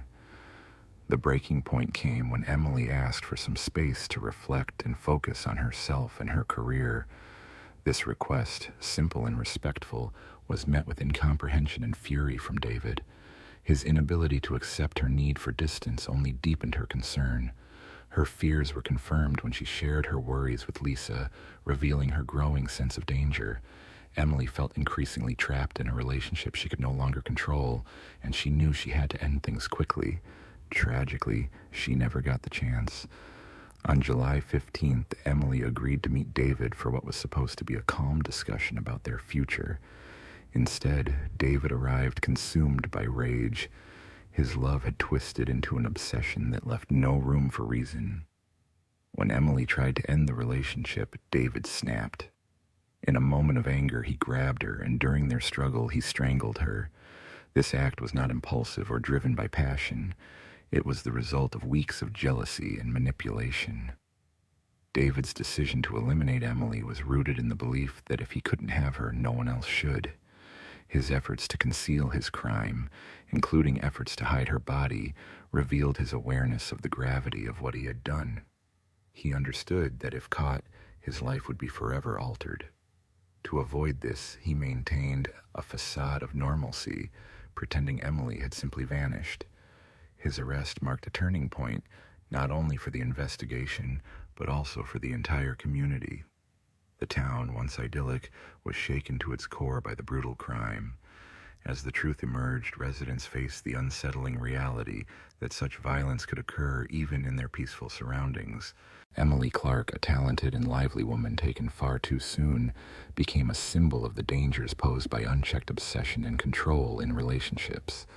As the trial approached, the community prepared to confront the painful details of Emily's death.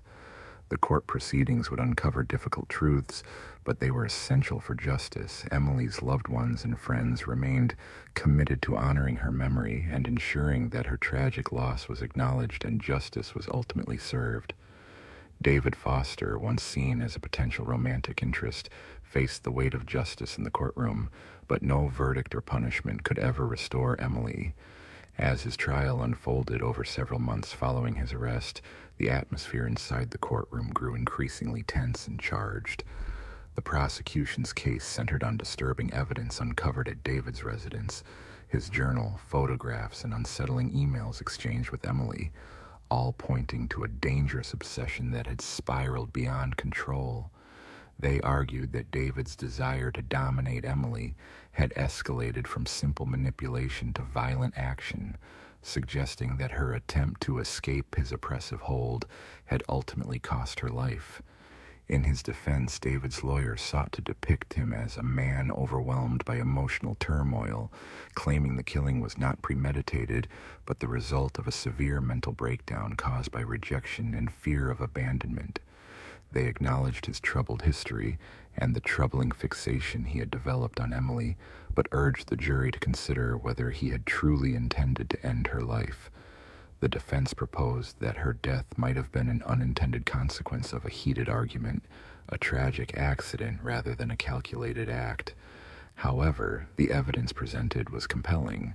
The journal entries revealing a pattern of controlling behavior, combined with the disturbing photos and emails, painted a stark picture of premeditation. It was clear that David had planned to suppress Emily's growing desire for independence. When she resisted, his reaction turned violent. His apparent lack of remorse, disposing of her body and attempting to conceal the crime, only reinforced the prosecution's case that this was a deliberate murder. Throughout the proceedings, Emily's family remained a somber presence in the courtroom. Her parents, still devastated by their loss, sat quietly as the details of her tragic death emerged. Emily's mother in particular was outspoken in her desire for justice, speaking to the press after each session. She emphasized that Emily was a kind-hearted woman with a promising future, not a victim of random violence. For them, the pain of losing their daughter to someone she trusted was almost unbearable. While no amount of justice could bring her back, they hoped the trial would provide some sense of closure. Ultimately, the jury convicted David Foster of first-degree murder. The judge, acknowledging the gravity of his crime, sentenced him to life imprisonment without the possibility of parole. Though the verdict offered a measure of justice, it did little to ease the profound grief of Emily's loved ones. Her family and friends, while relieved that David would no longer pose a threat, were left to grapple with the heartbreaking reality of her absence. After the trial, the town of Evergreen gradually began to recover from the tragedy that had left a deep imprint on its community. The incident had exposed the darker aspects of relationships, prompting local organizations to expand resources for victims of domestic violence and unhealthy partnerships. While Emily's murder had shaken everyone, it also sparked vital conversations about recognizing early signs of emotional manipulation and controlling behavior before they escalate into violence. In her memory, Emily's friends and family established a fund dedicated to raising awareness about relationship abuse and supporting those in similar situations. They worked tirelessly to honor her legacy, hoping that her story would help prevent future tragedies. Meanwhile, David Foster was left to contemplate his actions behind bars. Once seen as a charming newcomer, he was now known solely for the terrible crime he committed, and he would spend the rest of his life incarcerated, cut off from the life he once sought to control. For Emily, there was no hope for redemption or second chances. She had become yet another statistic in a long list of women lost to violence, rooted in possessiveness and control. Her family's pain would never fully fade. There would be no more late-night calls, coffee dates, or unfinished dreams.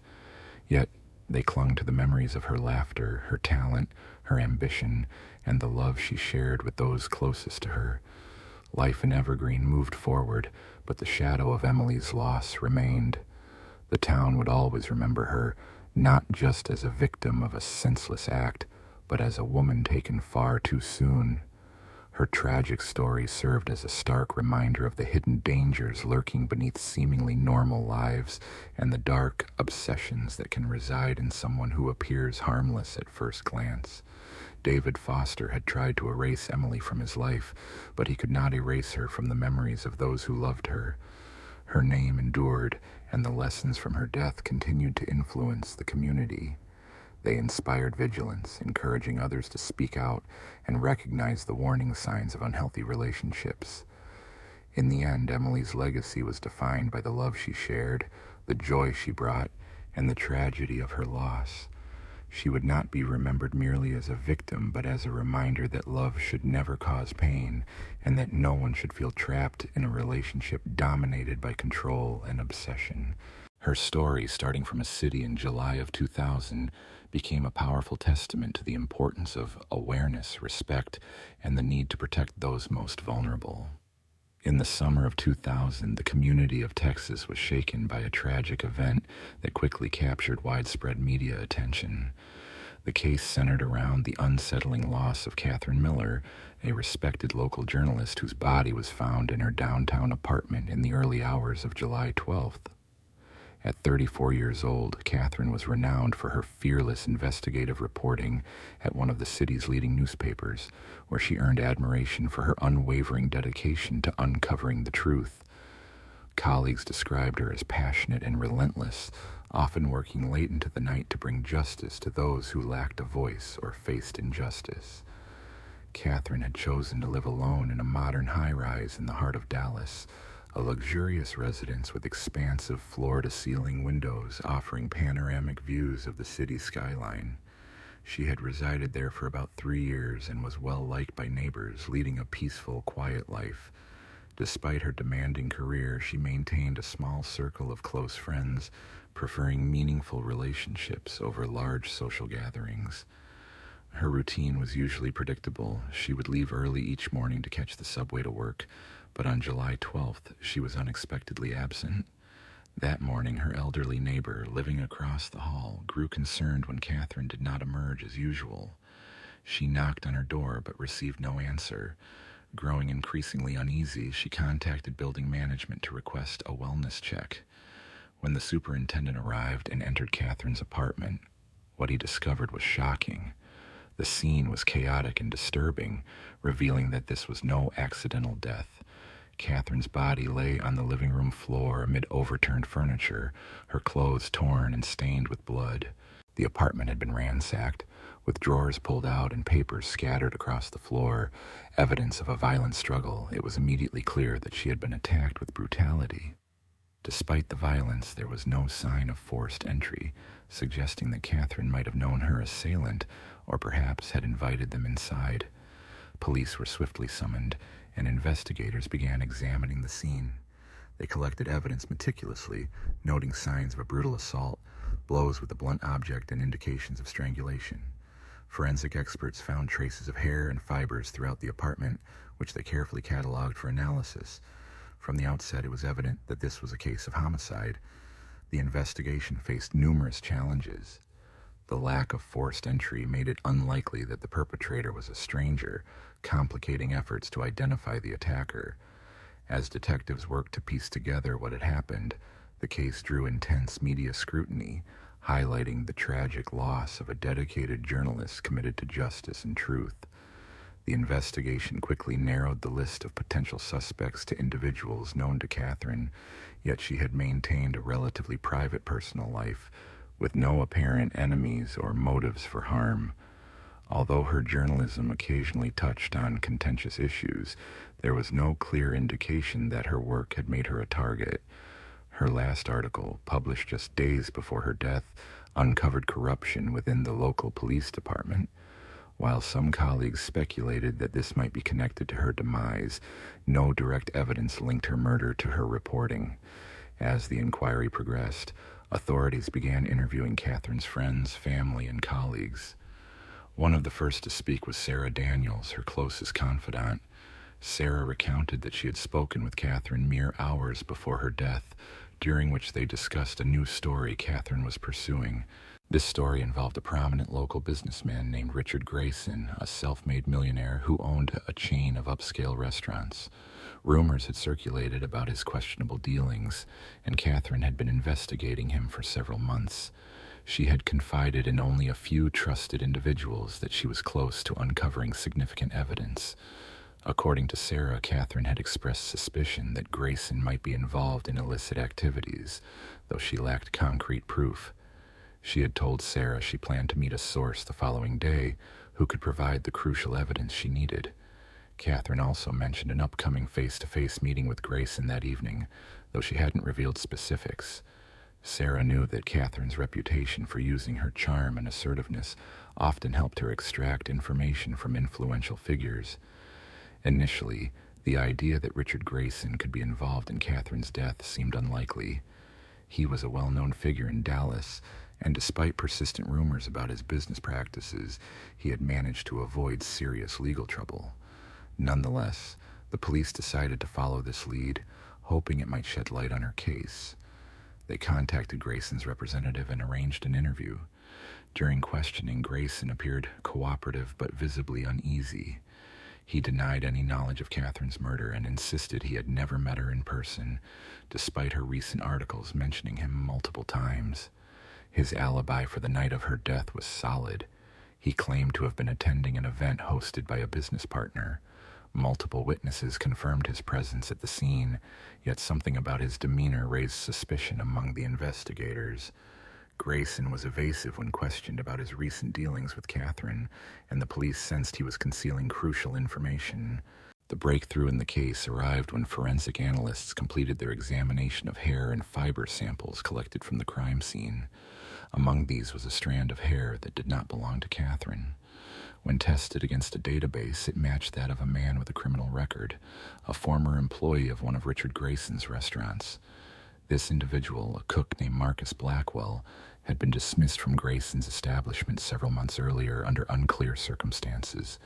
Further investigation into Marcus's background revealed a history of violence, with multiple arrests for assault.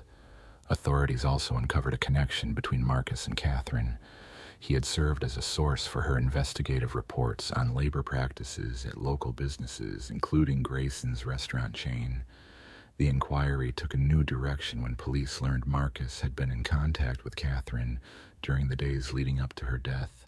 He was reportedly upset about how Grayson had treated him after his firing and had made several threats against him. This evidence strengthened the suspicion that Marcus was involved in the crime, but questions remained about Richard Grayson's role. Did he hire Marcus to intimidate Catherine, or was there a deeper involvement? As the investigation progressed, authorities tracked Marcus's movements in the days before the incident. The emerging evidence suggested he had not acted alone. They discovered a series of phone calls between Marcus and a number linked to Grayson's office, implying a closer relationship than mere coincidence. Further analysis of Grayson's communication records revealed frequent contact with Marcus in the week prior to Catherine's death. This raised additional doubts about Grayson's innocence. He continued to deny any involvement, insisting he only knew Catherine from her articles about his businesses. However, mounting evidence pointed otherwise. Surveillance footage from the night of the murder showed a vehicle matching Grayson's parked near Catherine's apartment around the time of the crime. Although Grayson himself was not seen, the presence of someone connected to him at the scene was confirmed. Re-examining Marcus's phone records, detectives found multiple calls made to Grayson's number on the evening of the incident, just hours before Catherine's body was discovered. This pattern of communication led investigators to believe that Marcus and Grayson might have coordinated their actions, deepening the mystery surrounding the case. Based on the evidence, it became evident that Grayson had orchestrated Catherine's murder, using Marcus as an unwitting participant. The motive was straightforward. Catherine's investigation into Grayson's business practices, especially the questionable operations at his restaurants, posed a threat to his reputation. Grayson, known for his image as a reputable entrepreneur, feared that any negative publicity could dismantle his empire. The timing of the crime suggested a preemptive attempt to silence her before her inquiries could reach a conclusion. Marcus's involvement was driven by his desire for revenge after being dismissed from his job under humiliating circumstances. However, it appeared he had been manipulated into believing that participating in the act would benefit him personally. The breakthrough came when investigators tracked down Marcus, who had gone into hiding after Catherine's death. Initially uncooperative, he eventually broke under pressure, confessing that he had been at Catherine's apartment on the night she was killed. His account, however, diverged significantly from the official version. Marcus claimed that Grayson had been the mastermind behind the plan. According to him, Grayson had threatened him, promising that his involvement would wipe out his debts and give him a fresh start. Fearing further retaliation, Marcus was persuaded to help. He described how Grayson had paid him to break into Catherine's residence and intimidate her, aiming to make her cease her investigation. Marcus insisted that Grayson's instructions were clear. The confrontation should not turn violent, merely enough to scare her into stopping. Yet, once inside, the situation escalated. Marcus recounted that Catherine fought fiercely, resisting his efforts to subdue her. Shortly after Marcus gained entry, Grayson arrived at the scene.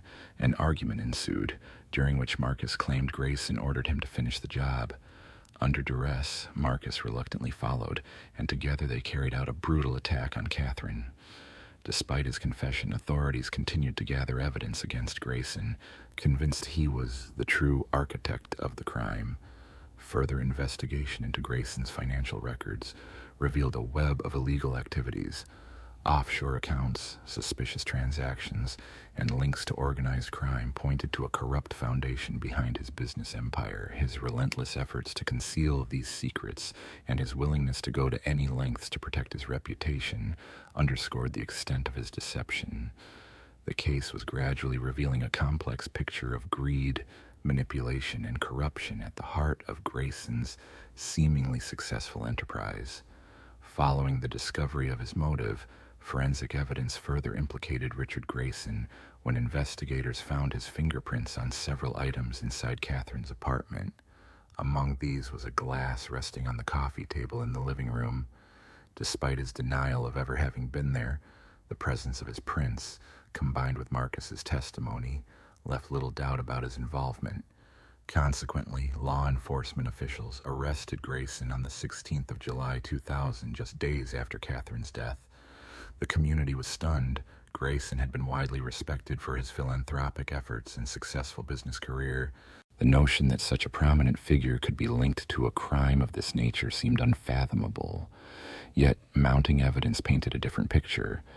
As Grayson was escorted from his estate in handcuffs, media outlets quickly gathered, eager to report on this shocking development.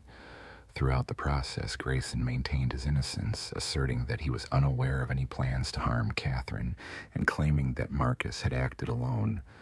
However, investigators had already constructed a detailed timeline, and the evidence against him appeared overwhelming. Catherine's family, though devastated, found some solace in the fact that her killers were being brought to justice. Her father and mother expressed relief that Grayson had been detained, especially considering her relentless efforts to expose corruption and uncover the truth. Her dedication often placed her in perilous situations, and the thought that her life was taken to conceal a lie was almost too much to bear. Still, the pursuit of justice offered a measure of comfort. As days went by, the case remained at the forefront of public attention. Investigations into Grayson's alleged connections with organized crime and his corrupt business dealings deepened. Meanwhile, the city of Dallas faced the uncomfortable reality that its celebrated business scene harbored darker elements. Catherine's murder was no longer seen solely as a personal tragedy, but as a reflection of the lengths some would go to preserve power and control. The trial was expected to last several more months, but by then the facts were clear. Richard Grayson was driven by greed, pride, and a desperate need to safeguard his empire. His cold, calculated actions had resulted in the death of an innocent woman, someone committed to exposing the truth. Despite the pain endured by her family and friends, they found reassurance in knowing her efforts had uncovered corruption lurking beneath the city's elite. Her determination had ultimately brought the truth to light, and as the legal proceedings commenced, her legacy of pursuit for justice remained unwavering. In the city of Dallas, a case once again gripped the community, drawing a packed courtroom filled with spectators, journalists, and law enforcement officials, all eager for justice regarding Catherine Miller's tragic death. The prosecution presented a strong case supported by compelling evidence uncovered during the investigation. Sitting in the defendant's seat was Grayson, a man once respected as a businessman, whose demeanor appeared detached and calculating, seemingly unaffected by the seriousness of the proceedings. His legal team worked tirelessly to challenge the prosecution's narrative, aiming to cast doubt on the credibility of Marcus Blackwell's testimony and portray him as an unreliable witness. As the trial unfolded, it became increasingly clear that Grayson's own actions and falsehoods would ultimately determine his fate. The prosecution argued that Grayson had manipulated Marcus into committing the crime, using him as a pawn to shield his extensive criminal operations. The evidence was overwhelming. Phone records revealed communication between Grayson and Marcus on the night of the incident, and forensic analysis linked him directly to Catherine's apartment. The most persuasive evidence came from Marcus himself, who tearfully testified that Grayson had pressured him into the attack, insisting that eliminating Catherine was essential to safeguarding his empire and secrets. Marcus's emotional breakdown was difficult to witness. He admitted to being ensnared in a dangerous web of coercion, initially believing that helping Grayson might benefit him. His remorse was evident as he recounted how he had been forced into carrying out the brutal act. The defense, unable to disprove Marcus's account, shifted their focus to portraying Grayson as a victim of circumstance. They argued that, although his behavior was questionable, he never intended for Catherine to be harmed. Instead, they claimed that Marcus, in a moment of rage, had acted impulsively when their confrontation escalated. However, this defense appeared weak against the weight of the evidence. Throughout the trial, the courtroom became a battleground of competing narratives about justice. The prosecution depicted Grayson as a ruthless, power-hungry individual who had orchestrated the crime to maintain control and influence. Conversely, the defense attempted to sow doubt, suggesting that Grayson's involvement was less direct and more circumstantial. Each day brought new revelations that chipped away at Grayson's carefully crafted image of respectability. For Catherine's family, the trial was an emotional ordeal. Her parents, already shattered by the loss of their daughter, had to relive the horrific details of her death each day. Their faces bore the marks of sorrow, yet they remained resolute in their pursuit of justice, determined to see the case through to the end. After one of the hearings, Catherine's younger sister addressed reporters, expressing her frustration with the defense's efforts to downplay Grayson's involvement in her sister's death. Emily, visibly shaken, insisted that her sister was not a victim of a random act of violence. She emphasized that Catherine was murdered by a man who believed he could escape accountability, but assured that justice would be pursued. As the trial progressed, the accumulating evidence painted a clear picture.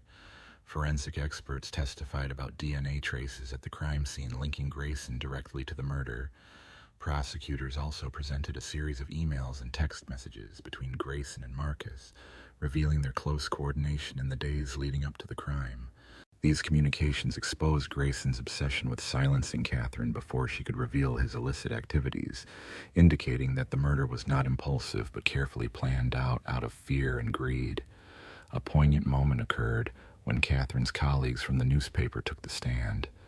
They spoke passionately about her dedication to uncovering corruption and her relentless pursuit of truth, often risking her safety to do so. Her editor, Jack Thompson, recounted her fearless attitude, especially during her final days when she was determined to complete her story despite threats and intimidation.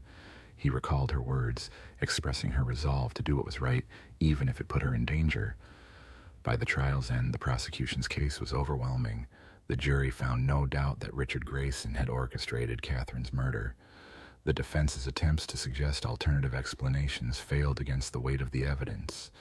As deliberations concluded, Catherine's family waited anxiously, knowing that the verdict would either bring a measure of justice or reopen wounds.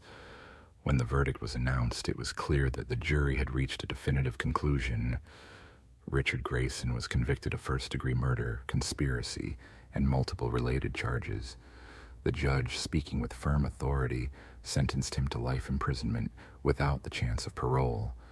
The courtroom was filled with a mixture of relief and deep sorrow. No sentence could undo the loss of Catherine.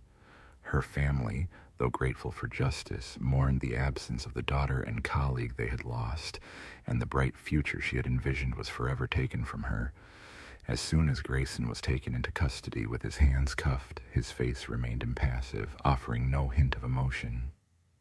Meanwhile, Catherine's family and friends finally allowed themselves a moment of relief, their long and painful journey reaching a tentative pause. The process of uncovering the truth had been arduous, yet it marked a crucial step toward healing. Still, the void left by her absence could never truly be filled. Catherine Miller had been a dedicated journalist, a sister, a daughter, and a friend, committed to revealing facts and exposing injustices. Even in her absence, her legacy endured through the stories she told, the lives she influenced, and the truths she fought to bring to light. In the months following her death, Dallas gradually began to recover, but the memory of her murder persisted. Her impact remained alive through her work, her family's efforts to honor her, and the ongoing fight for press freedom. They established a foundation in her name, aimed at supporting investigative journalism and emphasizing the importance of truth-seeking, regardless of the risks involved.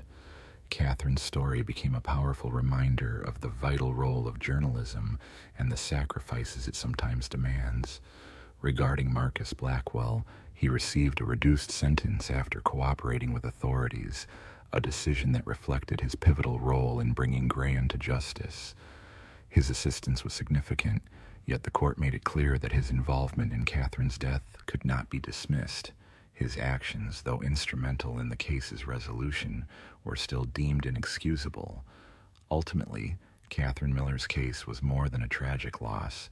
It was a stark illustration of corruption, manipulation, and the relentless pursuit of justice.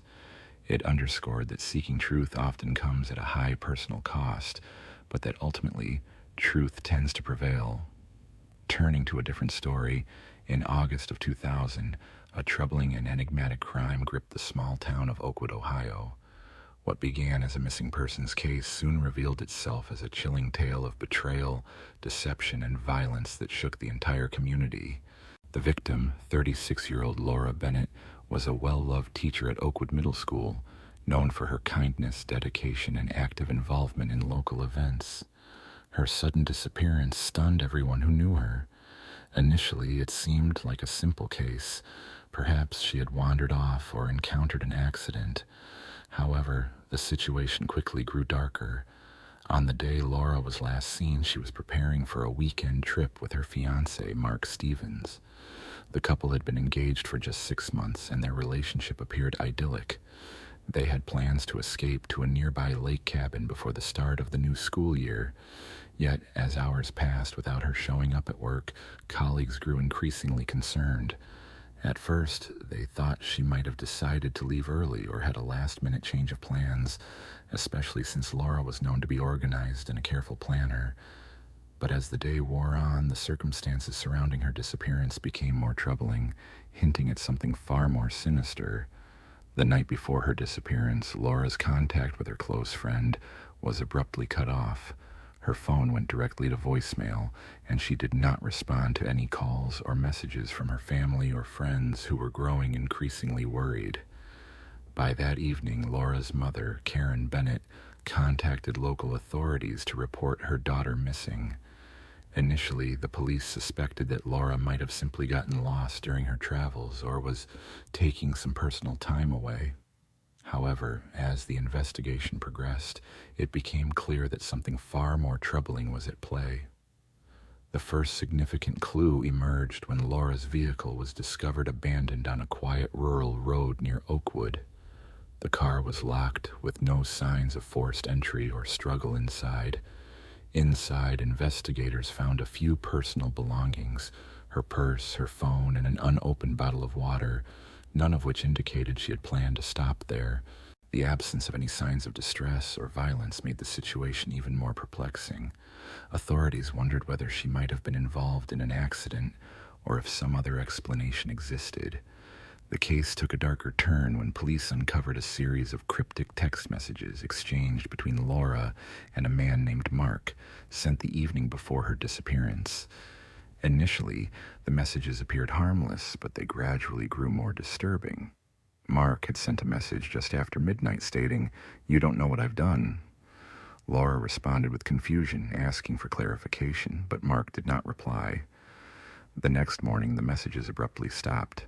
Further inquiries revealed that Laura and Mark had been having disagreements in the days leading up to her disappearance. Friends reported that Laura had been increasingly distant, expressing concerns about Mark's increasingly possessive and controlling behavior. She had confided in a colleague about feeling uncomfortable in the relationship, but had not yet decided how to confront him. This new information shifted the focus of the investigation toward Mark. Authorities traced Mark's movements on the day Laura vanished. His phone record showed he had been in the vicinity of the abandoned vehicle during the critical hours when she was last seen, yet he had not mentioned being there.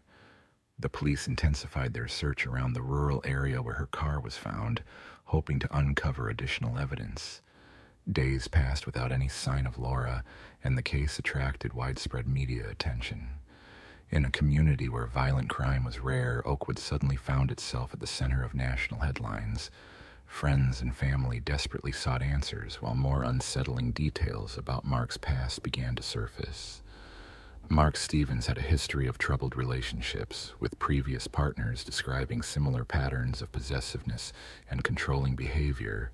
As the investigation deepened, more concerning aspects of his background emerged, raising questions about his possible involvement in Laura's disappearance.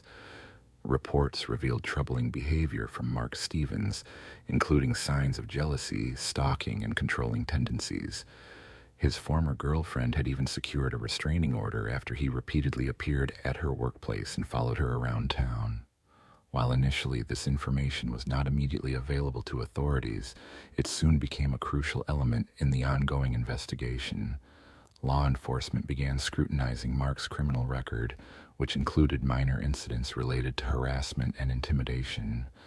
A significant breakthrough occurred on the 16th of August when Mark was apprehended while attempting to sell Laura's car at a local dealership.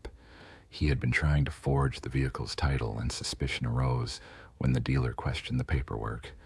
During his arrest, Mark denied any involvement in Laura's disappearance, claiming she had left him and was now out of town. However, investigators had already collected enough evidence to proceed. They obtained a search warrant for his apartment, uncovering a disturbing collection of items: photographs of Laura taken without her knowledge, love letters from Mark, and a journal revealing obsessive thoughts and fantasies about their relationship. The most incriminating evidence was found in a hidden storage unit rented under Mark's name. Inside, authorities discovered Laura's belongings, including her suitcase, some clothing, and a small box of personal mementos. Among these was a shirt stained with a blood-like substance matching Laura's clothing fabric, along with a pair of shoes bearing traces of blood. These findings strongly indicated that Laura had encountered foul play, transforming Mark from a suspect into the primary person of interest in her disappearance. Consequently, Mark Stevens faced charges of murder, kidnapping, and theft. He was detained without bail as investigators gathered further evidence and prepared for trial. The community of Oakwood was left stunned, grappling with the realization of how deeply hidden secrets can be and how intense obsession and jealousy can drive someone to such extremes. While authorities continued searching for Laura's remains, her whereabouts remained unknown, and the case remained unresolved. The town was left questioning how such a tragic event could occur so close to home and what motivated Mark to commit such a grievous act against someone he once claimed to love. As the investigation persisted, the search for Laura's body intensified, with hope of bringing her justice and peace.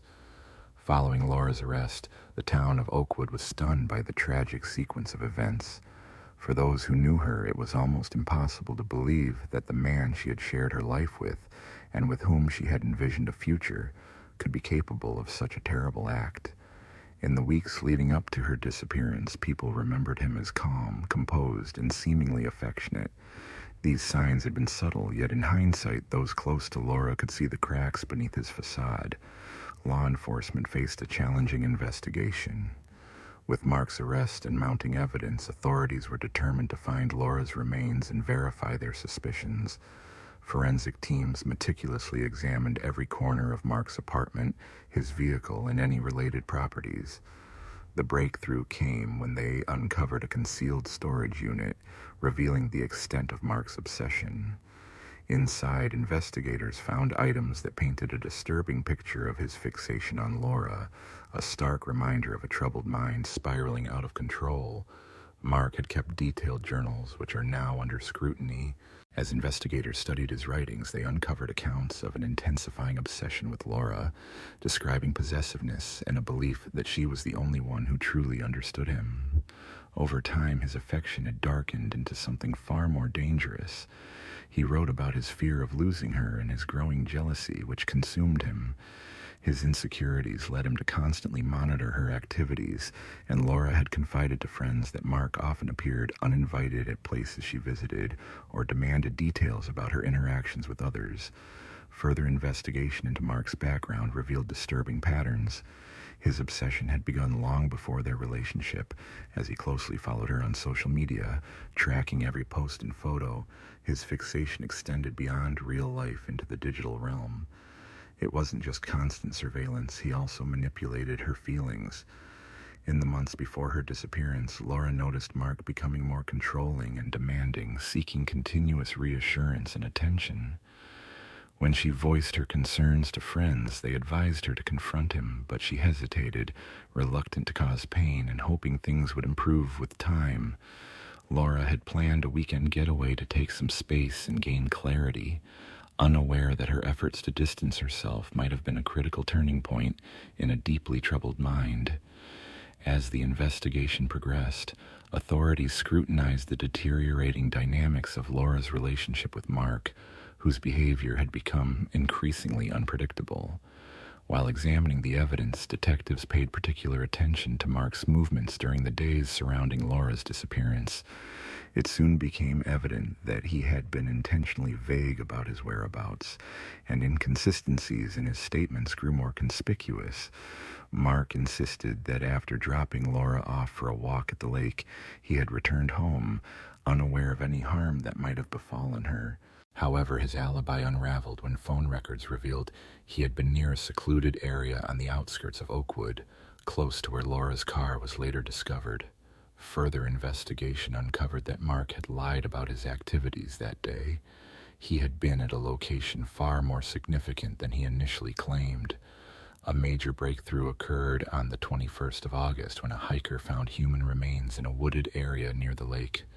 The body was partially concealed beneath a layer of leaves, indicating it had been there for several days.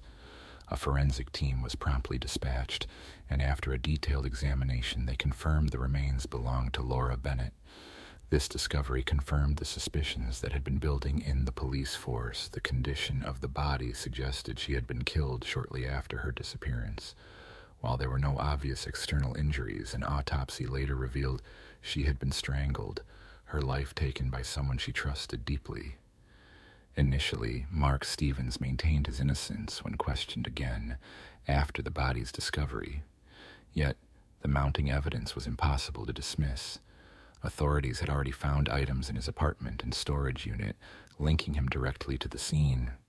Now, the final piece fell into place: the discovery of Laura's remains. News of her death spread through Oakwood, leaving the community in shock, grief, and anger. Laura had been a cherished figure, beloved by her students and respected by colleagues for her warmth and kindness. No one could comprehend how a man who once appeared charming and ordinary could commit such a brutal act. In early 2001, Mark Stevens' trial commenced amid mounting evidence. The defense argued that Mark had acted in a moment of temporary insanity, blaming his actions on an obsessive attachment to Laura. They claimed he had lost control out of jealousy, suggesting his love had driven him to commit an unthinkable deed. However, the prosecution countered with a compelling case emphasizing Mark's premeditation. They pointed to his careful planning, including the deliberate concealment of evidence and the discovery of a hidden storage unit that painted a picture of a man meticulously orchestrating his actions. The case ultimately portrayed Mark as someone who had crafted his own version of a perfect crime, driven by obsession and a desire to hide the truth. In a relationship where control extended to every facet of Laura's life, her partner's dominance was all-encompassing, leaving her with little autonomy. Mark State was found guilty of first-degree murder, and his sentencing sent shockwaves through Oakwood. He received the maximum penalty, life imprisonment without the chance of parole. Yet, for the residents of Oakwood, such a sentence felt insufficient. No punishment could undo the loss of Laura or ease the pain of her tragic passing. The community was forever changed by her absence. In the wake of the verdict, Laura's family, especially her mother Karen, grappled with profound grief. Despite their sorrow, they found some comfort in the support from neighbors and the certainty that justice had been achieved. Laura, remembered as a dedicated teacher, a cherished friend, and a loving sister, continued to live on in the hearts of those who knew her. Her death served as a stark reminder of the hidden dangers lurking behind seemingly perfect relationships. As months went by, Oakwood began the slow process of healing, though the scars of the tragedy remained. Her family, particularly Karen, channeled their pain into positive action. She established a scholarship fund in Laura's name to assist underprivileged students seeking education at Oakwood Middle School, honoring her daughter's legacy as an educator who touched many lives.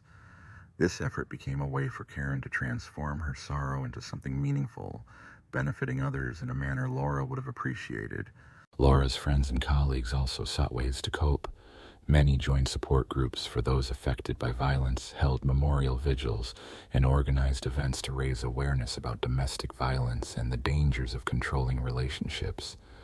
Early in the investigation, it became evident that while Mark Stay had physically ended Laura's life, he had also silenced her voice, one that had once been vibrant and expressive. Her death highlighted the destructive power dynamics that can exist within relationships and how easily they can turn tragic. Over time, Oakwood's peaceful reputation was replaced by a more cautious outlook. The community became increasingly aware of the hidden risks that can lie beneath the surface of seemingly ideal partnerships. The case prompted residents to reflect on their own relationships and those of others around them. Local organizations intensified their efforts to support victims of domestic abuse, launching new initiatives aimed at educating the public about warning signs and prevention. The tragedy of Laura Bennett's life and death ultimately served as a sobering call for vigilance and compassion within the community. Mark Stevens' life behind bars was a stark contrast to his once promising future. Sentenced to life imprisonment without the possibility of parole, his world collapsed the moment he was convicted. Inside the prison, he faced the harsh reality of his choices, and the inmate community made it clear that he was not welcome. Few showed him any sympathy, especially given the brutal and calculated nature of his crime against a woman. Most prisoners kept their distance, repelled by what he had done. Once a charismatic and well-liked figure in Oakwood, Mark's reputation was shattered forever. His long-held obsession with Laura, once hidden, was now painfully exposed, transforming him into a cautionary symbol of how obsessive love can lead to devastating consequences, not only for others, but for oneself as well. Within the prison walls, Mark's future appeared bleak and lonely. He had no allies, no friends, and little hope of release. The only comfort came from rare letters from his family, which expressed their disappointment and anger, yet also their ongoing love. It was a tragic paradox. They mourned the son they had lost to his own actions, mourning a man they no longer recognized. The trial, conviction, and intense media coverage left a lasting impression on everyone involved. Laura's story was recounted repeatedly in headlines, news reports, and documentaries, making her case one of the most discussed crimes of the year. Even after the legal proceedings concluded, the pain of Laura's loss persisted. Her mother, Karen Bennett, who had once been full of hope and optimism, was forever changed. Each milestone, her daughter's birthday, the anniversary of her disappearance, and the day of the verdict, became painful reminders of what was lost. Yet Karen understood she had to persevere for Laura's memory. She dedicated herself to speaking out against domestic violence, using her daughter's story to raise awareness about an issue that had long been hidden in shadows. Laura's name remained alive in the community's consciousness. Over the years, Oakwood's residents remained vigilant whenever stories of abuse or violence surfaced in the news. Though they tried to return to normal life, the shadow of Laura's death lingered heavily. People became more cautious, more watchful, as the fabric of their community had been permanently altered by Mark Stevens' actions. His crime left behind a trail of destruction that could never be erased. For Laura Bennett, justice had been achieved. Mark was incarcerated, and her memory continued to inspire efforts to prevent similar tragedies in the future. The efforts to raise awareness through scholarships and campaigns, combined with the lessons learned from her tragic passing, ensured that Laura's memory was not lost. Over time, Laura evolved from being merely a victim into a symbol of resilience and a guiding light for those who suffered in silence. Her story served as a poignant reminder that the end of one life could ignite the spark of change for many others. Although her absence could never be replaced, those who knew her continued to honor her spirit within the classrooms where she once taught, in the corridors of Lead Middle School, and forever in the hearts of her family and friends. Laura Bennett's legacy endured, inspiring others long after her departure. In September of 2000, a case unfolded that would seize national attention and deeply shake a peaceful suburban community. The quiet town of Hillcrest, nestled among rolling Midwestern hills and known for its close-knit families, was forever altered by the disappearance of a woman named Sarah Mitchell. Her vanishing on the 7th of September exposed a hidden world of secrets, betrayal, and the darker currents lurking beneath suburban calm. Sarah, a 32-year-old educator, had lived in Hillcrest most of her life and was widely respected for her kindness and dedication. Married to her high school sweetheart, John Mitchell, they appeared to lead an idyllic life, residing in a charming 2-story home on Oak Street, surrounded by well-kept lawns and white picket fences, with their loyal golden retriever, Max. However, everything changed on the morning Sarah failed to appear at her job. Her friends and family grew alarmed when she was unaccounted for, having missed work without explanation, and her cell phone remained unanswered. The last contact anyone had was the evening before, when she spoke with her sister Emily about a disagreement with John earlier that week. Sarah had mentioned some marital issues, but hadn't gone into detail. Concerned but not overly worried at first, Emily urged her sister to communicate with John and try to resolve their differences. When Sarah still did not return the next day, Emily contacted John, who confirmed he hadn't heard from her since the night before. Together, they decided to visit her home. Upon arrival, they found her car parked in the driveway and the front door securely locked. There were no signs of forced entry or struggle, and everything inside appeared undisturbed, yet Sarah was nowhere to be seen. It was as if she had vanished into thin air. Distressed, John called the police, who arrived swiftly.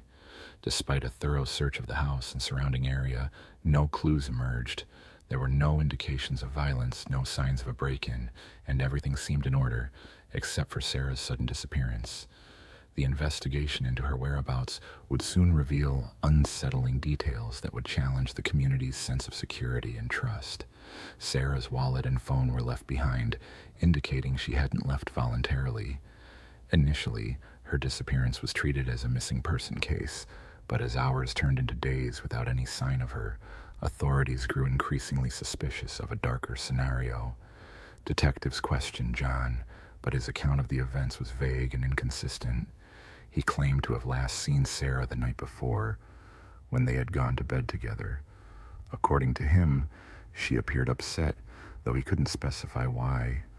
He said he woke up the next morning to find her gone, with no note or explanation. Law enforcement found John's demeanor puzzling. He remained remarkably calm and unemotional, which was unusual given the seriousness of the situation. Instead of panic or distress, he appeared detached, almost indifferent to her sudden absence. This unusual behavior prompted investigators to scrutinize his actions more closely. Detective Sarah Harding, leading the case, began delving into Sarah's personal life, speaking with friends and colleagues to understand her state of mind. What she uncovered was unsettling. Friends revealed that tensions had been rising between Sarah and John in recent months. Although there were no visible signs of physical harm, Sarah confided that her marriage was becoming increasingly controlling and possessive. She had expressed feelings of entrapment and had spoken about leaving him, though she was unsure how to proceed. Further investigation revealed that Sarah had recently opened a separate bank account, a secret from John. Her colleagues at school noticed she had been more withdrawn and reserved in the days before her disappearance, keeping her personal struggles to herself. Despite their decade-long marriage, it was clear that their relationship was no longer as idyllic as it once seemed. The case took a significant turn when police discovered a series of troubling text messages on Sarah's phone from the days leading up to her disappearance. These messages hinted at a growing rift between her and John. One read, "I can't take this anymore. I need to leave before it's too late," while another said, "I don't know how much longer I can keep pretending." These texts, sent to her best friend Melissa, suggested Sarah was contemplating leaving and was pushed to her breaking point. As the investigation progressed, the evidence pointed toward a complex and troubled situation, raising questions about what truly happened to Sarah and whether her decision to vanish was voluntary or forced by circumstances. As suspicion shifted toward John, His inconsistent statements and the mounting evidence that Sarah had been planning to leave him cast a dark shadow over his innocence. Detectives Harding and her team secured a warrant to search the Mitchell residence, uncovering a concealed safe in the basement. Inside, they found a disturbing array of items, including Sarah's jewelry, personal belongings, and a series of photographs taken without her awareness. These images, captured in various parts of the house, suggested that John had been secretly watching her, some taken when she was unaware. This discovery marked a pivotal moment in the investigation, revealing a pattern of control and obsession that appeared to have escalated into violence. The presence of Sarah's personal items in the safe indicated that John had been hiding her belongings, possibly to maintain dominance even after her disappearance. As evidence against him grew, John Mitchell was taken into custody on charges of kidnapping and suspicion of homicide. Further interviews and evidence collection allowed investigators to piece together a chilling story. John had been monitoring Sarah's every move, exerting control over her life. When she finally decided to leave, his actions had spiraled into violence. What began as a missing person case quickly transformed into a serious criminal investigation, revealing a tragic and complex situation. Over the following weeks, as secrets surfaced and the full scope of Sarah Mitchell's fate became clearer, the case took on a darker tone. The evidence painted a disturbing picture of her marriage to John, highlighting the extent of his manipulative and controlling behavior behind closed doors. The arrest of John Mitchell shook the community of Hillcrest, where many residents had once seen the couple as the epitome of happiness. The revelation of their troubled relationship shattered that perception. Sarah, known for her dedication as a teacher, and John, a successful local businessman, had appeared to have it all. Yet beneath the surface, cracks had been forming for years, and now the full extent of John's obsessive tendencies was coming to light. In the days following his detention, authorities focused on Sarah's personal history with John, speaking with friends, colleagues, and family members who had observed subtle signs of tension.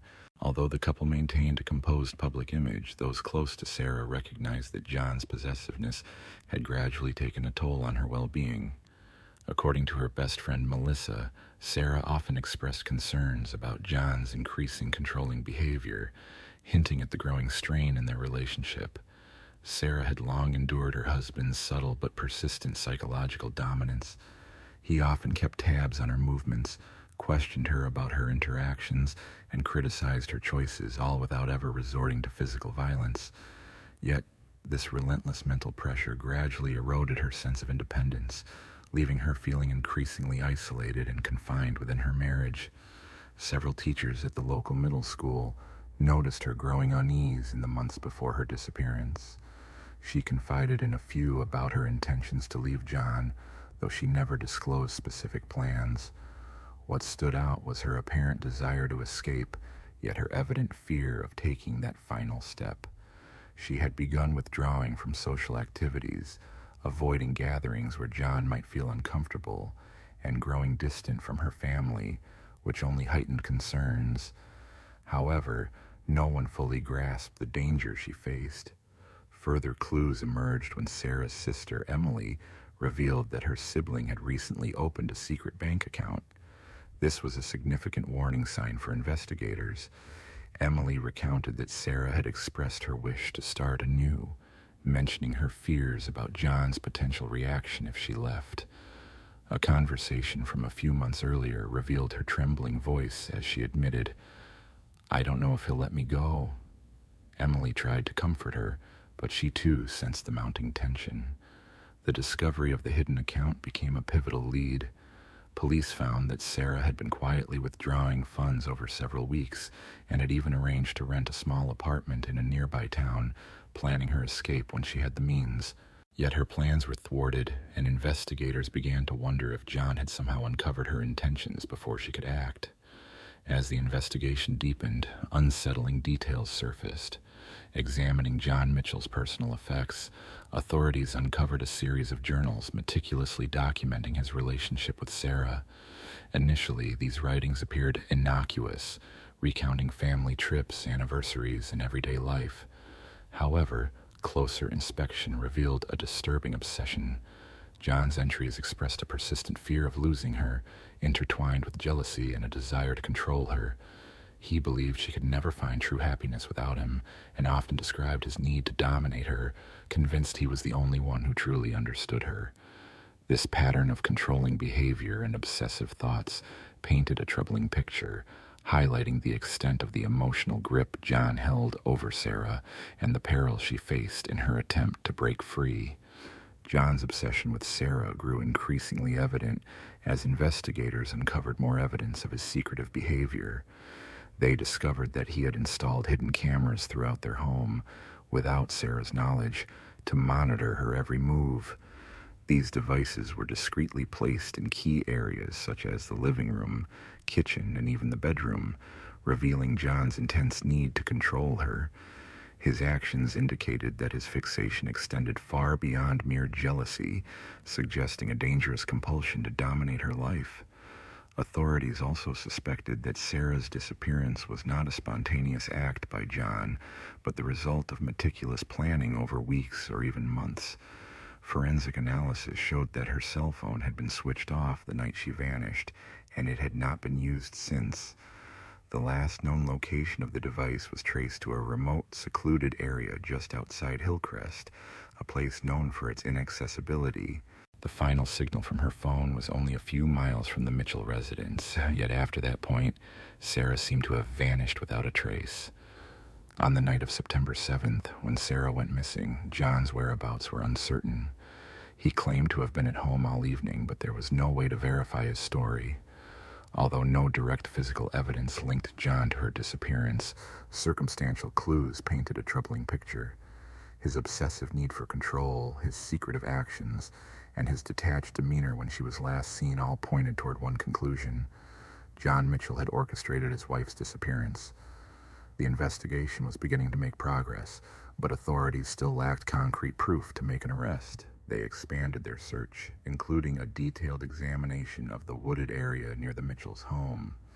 Forensic teams combed through the brush and debris, hoping to find any sign that could lead them to Sarah's final resting place.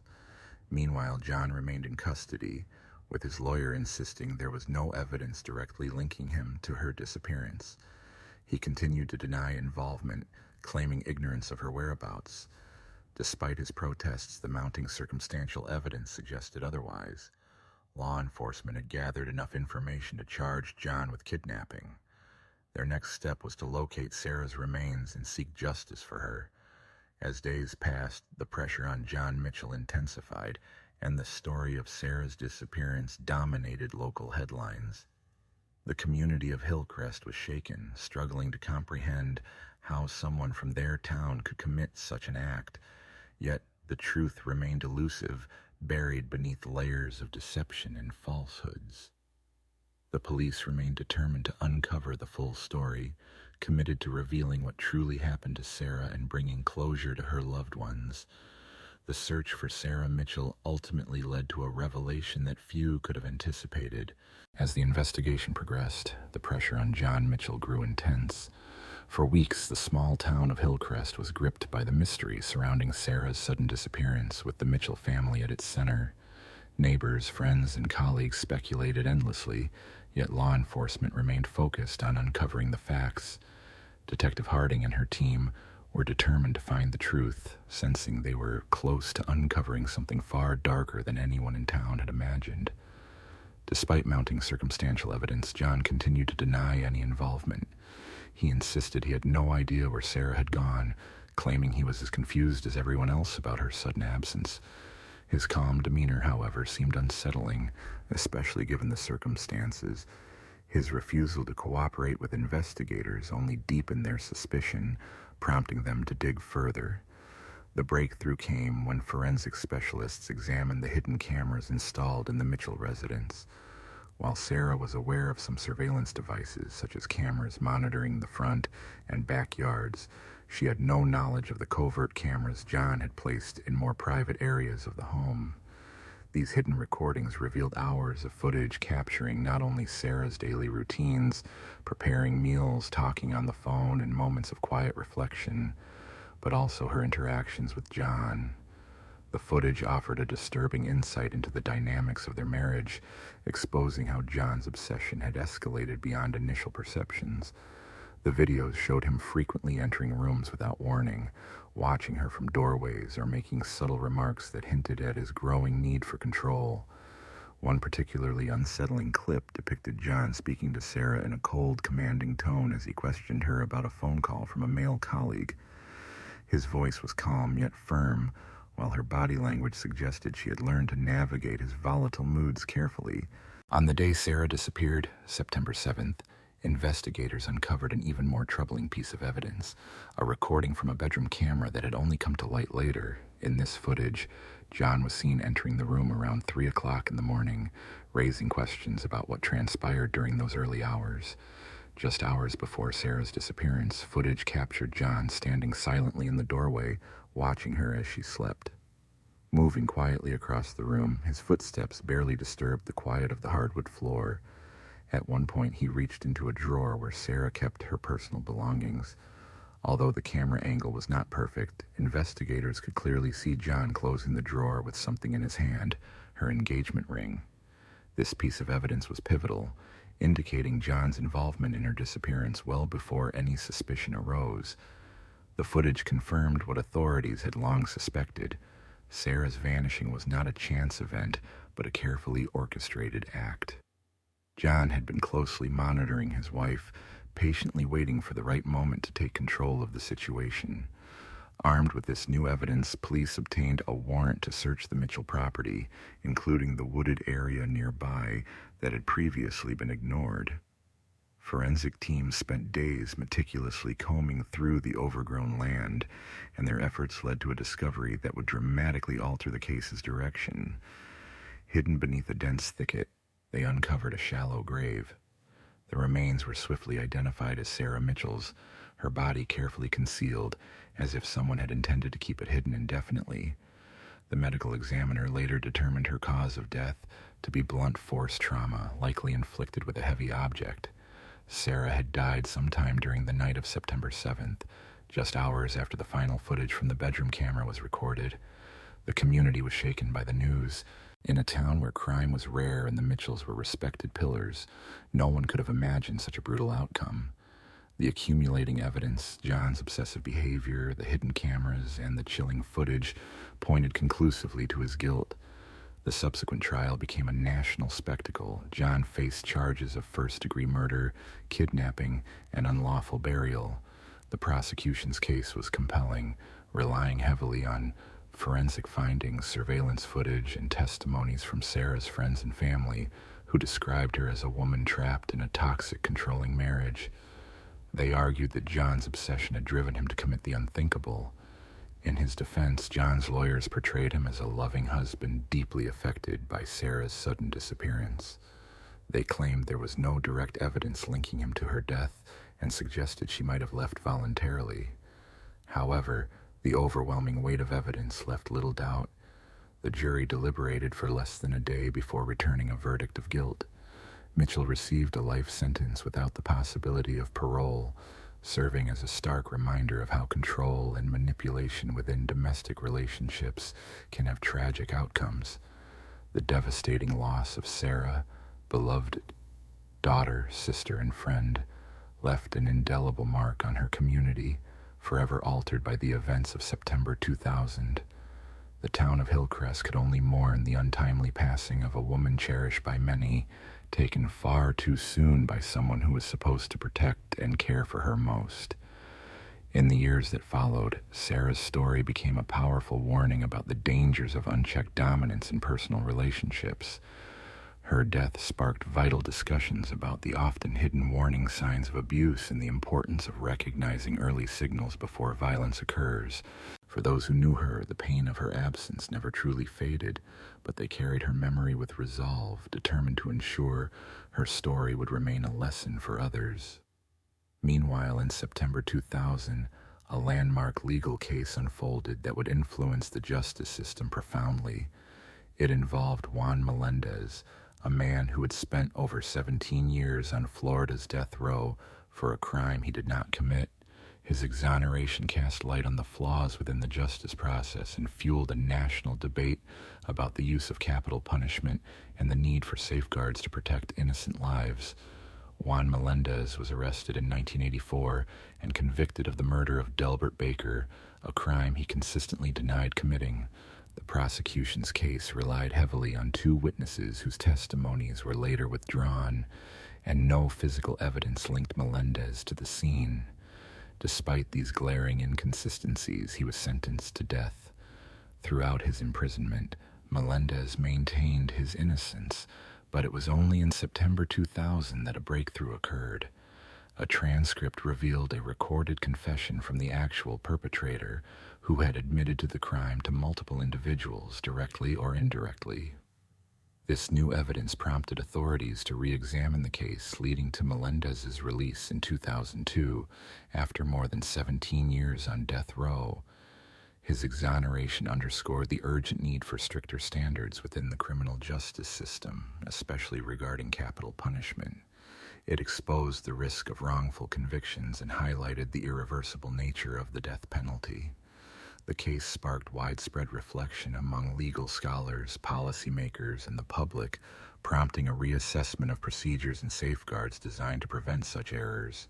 It also accelerated the adoption of forensic techniques like DNA testing in criminal investigations, emphasizing the importance of scientific evidence in ensuring justice. The reliability of eyewitness testimony and the influence of prosecutorial discretion are central issues in the pursuit of justice, especially when considering the ethical complexities surrounding the death penalty. The story of Juan Melendez vividly illustrates the profound human toll exacted by wrongful convictions, highlighting the urgent need to uphold fairness and integrity within the legal system. His case serves as a powerful reminder of the importance of reforming procedures to prevent similar miscarriages of justice in the future, ensuring that all individuals are treated with dignity and respect. The wrongful conviction of Juan Melendez was not merely a personal tragedy, it marked a pivotal moment that resonated throughout the justice community. His experience raised critical questions about how evidence is evaluated, the dependability of witness accounts, and the extent to which authorities will go to secure a conviction. When Melendez was finally exonerated, attention shifted to the systemic flaws that had allowed him to be sentenced to death despite a lack of credible evidence. For years, he endured life on death row, confined in a small, isolated cell where the psychological strain was immense. The harsh conditions and the heavy burden of knowing he was innocent threatened to break his spirit, yet he remained steadfast in his fight for justice. His resilience became a symbol for many others wrongfully imprisoned, inspiring hope and determination. Throughout his years behind bars, legal efforts persisted outside the prison walls. His defense team tirelessly searched for new evidence, but progress was slow, and frustration grew as the system appeared reluctant to reconsider its initial judgment. It was only through an almost accidental discovery in September of 2000 that the case took a decisive turn. A transcript of a confession by the true perpetrator, long overlooked in a pile of neglected paperwork, emerged as a crucial breakthrough. This confession was straightforward yet devastating. The real offender had been boasting about the crime, even revealing details to acquaintances familiar with the scene. Importantly, it was obtained without coercion or plea bargaining, making it a credible and chilling admission. This revelation, more than a decade after the crime, forced the justice system to confront its mistake. Rapid legal proceedings ensued, culminating in the overturning of Melendez's conviction.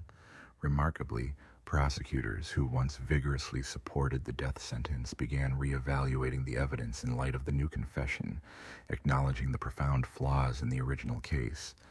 Built on fragile grounds with minimal physical evidence linking him to the crime, Juan Melendez faced a justice system riddled with flaws. Initial witnesses who had testified against him later recanted, yet by then the damage was already inflicted. The emotional strain on Melendez persisted long after, especially since he was eventually granted a retrial. It was only when his confession surfaced that his case was finally dismissed. Reflecting later, he described the profound psychological trauma endured during years spent confined, knowing he had been condemned for a crime he did not commit. For Melendez, this harsh reality was compounded by the awareness that others suffered similar fates. He was not alone in his struggle.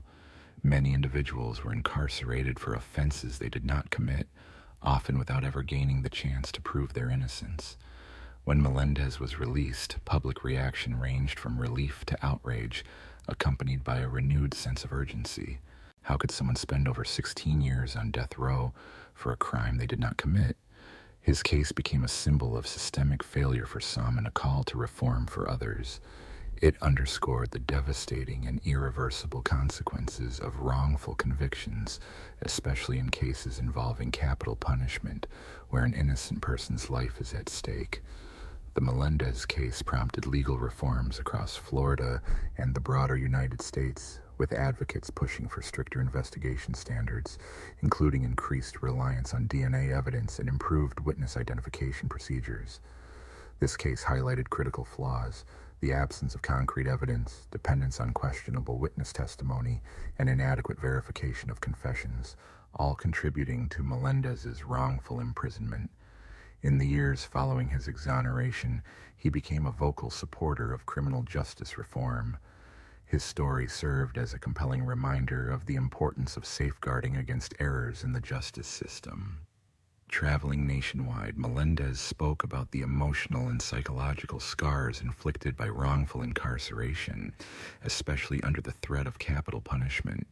He emphasized the need for greater transparency and accountability, particularly for vulnerable defendants lacking resources for proper defense. While Melendez's release marked a moment of personal victory, it also exposed systemic failures that allowed such miscarriages of justice to occur. His case was not isolated, but part of a troubling pattern of wrongful convictions that had long plagued the country. Nonetheless, his exoneration demonstrated the enduring power of truth and perseverance, inspiring ongoing efforts to reform the justice system and prevent future injustices. Facing immense hardship, Juan Melendez saw his release as the start of a new chapter. Yet, for the justice system, it served as a stark reminder that reforms were desperately needed. When he stepped out of a Florida prison after spending over 17 years behind bars, the world outside had moved on, leaving him feeling disconnected and alienated. Though he was finally free, his mind was clouded with confusion, anger, and disbelief at how much of his life had been unjustly taken. An entire adulthood had been confined within a small cell, where constant fear of an unfair end haunted him. Understanding that pain is difficult for those who haven't experienced it firsthand, Melendez found himself grappling with the profound sense of loss, the fading of old friendships, and the rapid pace of technological and cultural change. It all felt foreign, as if he had been transported to a different era. The emotional and psychological wounds inflicted by his wrongful conviction would require years, perhaps a lifetime, to heal. Immediately after his release, Melendez chose to speak out, not merely to express relief or joy, but to highlight the systemic failures that had imprisoned him and many others. He became an outspoken advocate for those wrongfully convicted, using his own harrowing journey to shed light on broader issues within the American justice system. His voice, rooted in personal experience, resonated nationwide, transforming him from a victim into a symbol of resilience and a call for reform. During his years on death row, Melendez had encountered others fighting for justice, some persistent and hopeful, refusing to surrender, while others had long given up, resigned to their fate. Despite this, Melendez maintained unwavering faith that truth would eventually prevail, even if it took decades. His belief in justice, though shaken, remained intact, and upon his release he felt compelled to advocate for those still trapped within the system, waiting for their innocence to be recognized. His activism extended beyond opposition to the death penalty. It focused on overhauling a system that too often failed to protect the innocent. He emphasized the need for improved safeguards to prevent wrongful convictions, such as reforms in evidence handling, better trained defense attorneys, especially for those unable to afford quality legal representation, and a more cautious approach to circumstantial evidence and coerced confessions. Melendez argued that truth was frequently obscured by errors, biases, and hasty judgments, making it essential for the public, lawmakers, and courts to work together to prevent innocent lives from being lost due to preventable mistakes. Over time, Melendez's case became a rallying point for criminal justice reform advocates, inspiring efforts to create a fairer, more accurate legal system. The revelation of the true perpetrator's confession ignited widespread public interest, transcending local boundaries in Florida to become a national concern that exposed deep flaws within the justice system. The Melendez case emerged as a pivotal example for legal scholars and reform advocates, serving as a stark reminder that even the most trusted institutions are fallible. A particularly notable aspect of Melendez's story was the crucial role forensic science played in securing his eventual freedom. The breakthrough came when a recorded confession from the actual offender, long overlooked, was finally uncovered, ultimately dismantling the case against him. While forensic evidence had been missing during the trial, this confession provided irrefutable proof that cast serious doubt on Melendez's guilt. The case also revealed significant shortcomings in the prosecution's investigation, notably their failure to pursue inconsistencies in witness statements. These failures underscored the urgent need for more stringent forensic procedures and meticulous evidence handling. As DNA testing technology advanced, it became evident that such innovations could help prevent wrongful convictions like Melendez's from occurring again. However, the case also raised profound concerns about the psychological toll of wrongful detention. Although Melendez was physically released, the psychological scars of nearly 20 years spent in isolation and constant fear remained deeply ingrained. The mental strain was compounded by the ongoing challenge of convincing others, fellow inmates, guards, legal professionals, of his innocence. The prolonged delay in exposing the truth weighed heavily on him, and the trauma of his wrongful conviction persisted long after his release. Adjusting to life outside prison proved daunting as everything, culture, technology, relationships, had changed during his incarceration. Some friends had drifted away, unable to comprehend his ordeal, while others had passed away during his years behind bars. Even his family, who had never abandoned him, had aged significantly. Rebuilding connections was a gradual process that demanded patience and resilience. For someone long institutionalized, adapting to the rapid pace of the outside world was overwhelming. Yet Melendez carried a quiet determination. The injustice he endured had burned away any remaining raw emotion, leaving behind a focused resolve to ensure no one else would suffer as he had. He dedicated himself to using his experience, voice, and story to advocate for reforms in the criminal justice system aimed at preventing future wrongful convictions. His journey was not solely about personal redemption, but also about shining a light on others who had been silenced, overlooked, or dismissed. Melendez's story became a symbol of the ongoing fight for fairness and accountability within the justice system, inspiring efforts to protect the innocent and uphold true justice for all.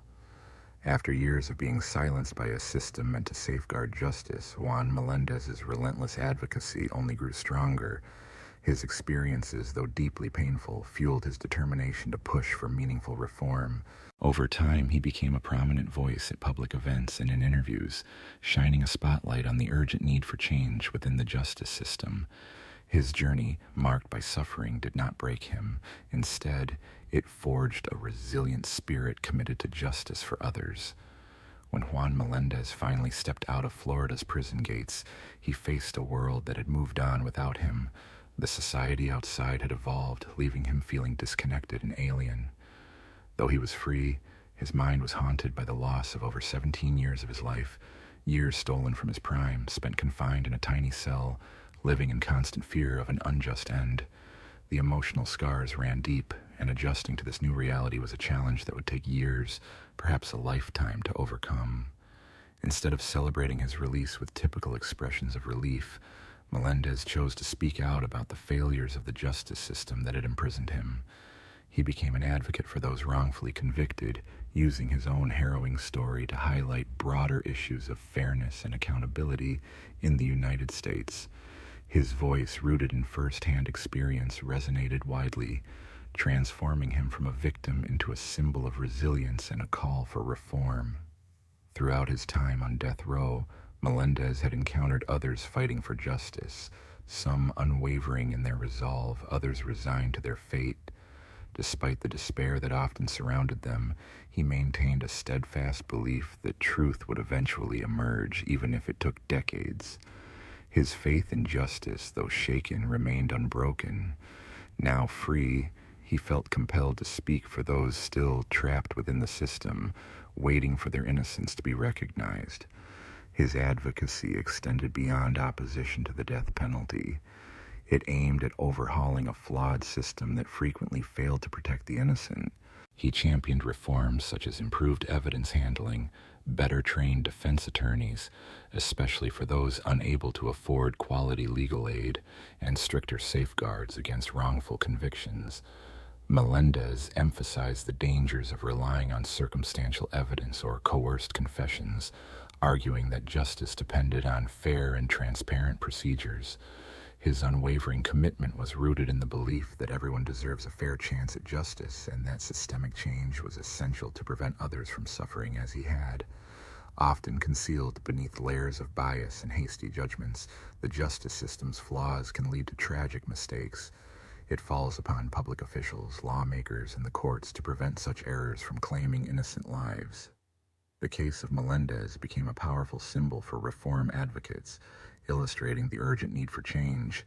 His release, coupled with the discovery of the true perpetrator's confession, drew widespread attention beyond Florida, exposing vulnerabilities within the national justice framework. This case served as a pivotal example for legal education and reform groups, emphasizing that even a system held in high regard is not immune to errors. A key element in Melendez's eventual exoneration was the role of forensic science. The real culprit's taped confession, ignored for years, was the crucial evidence that ultimately overturned Melendez's conviction. While forensic evidence was initially absent, the confession proved irrefutable, dismantling the case against him.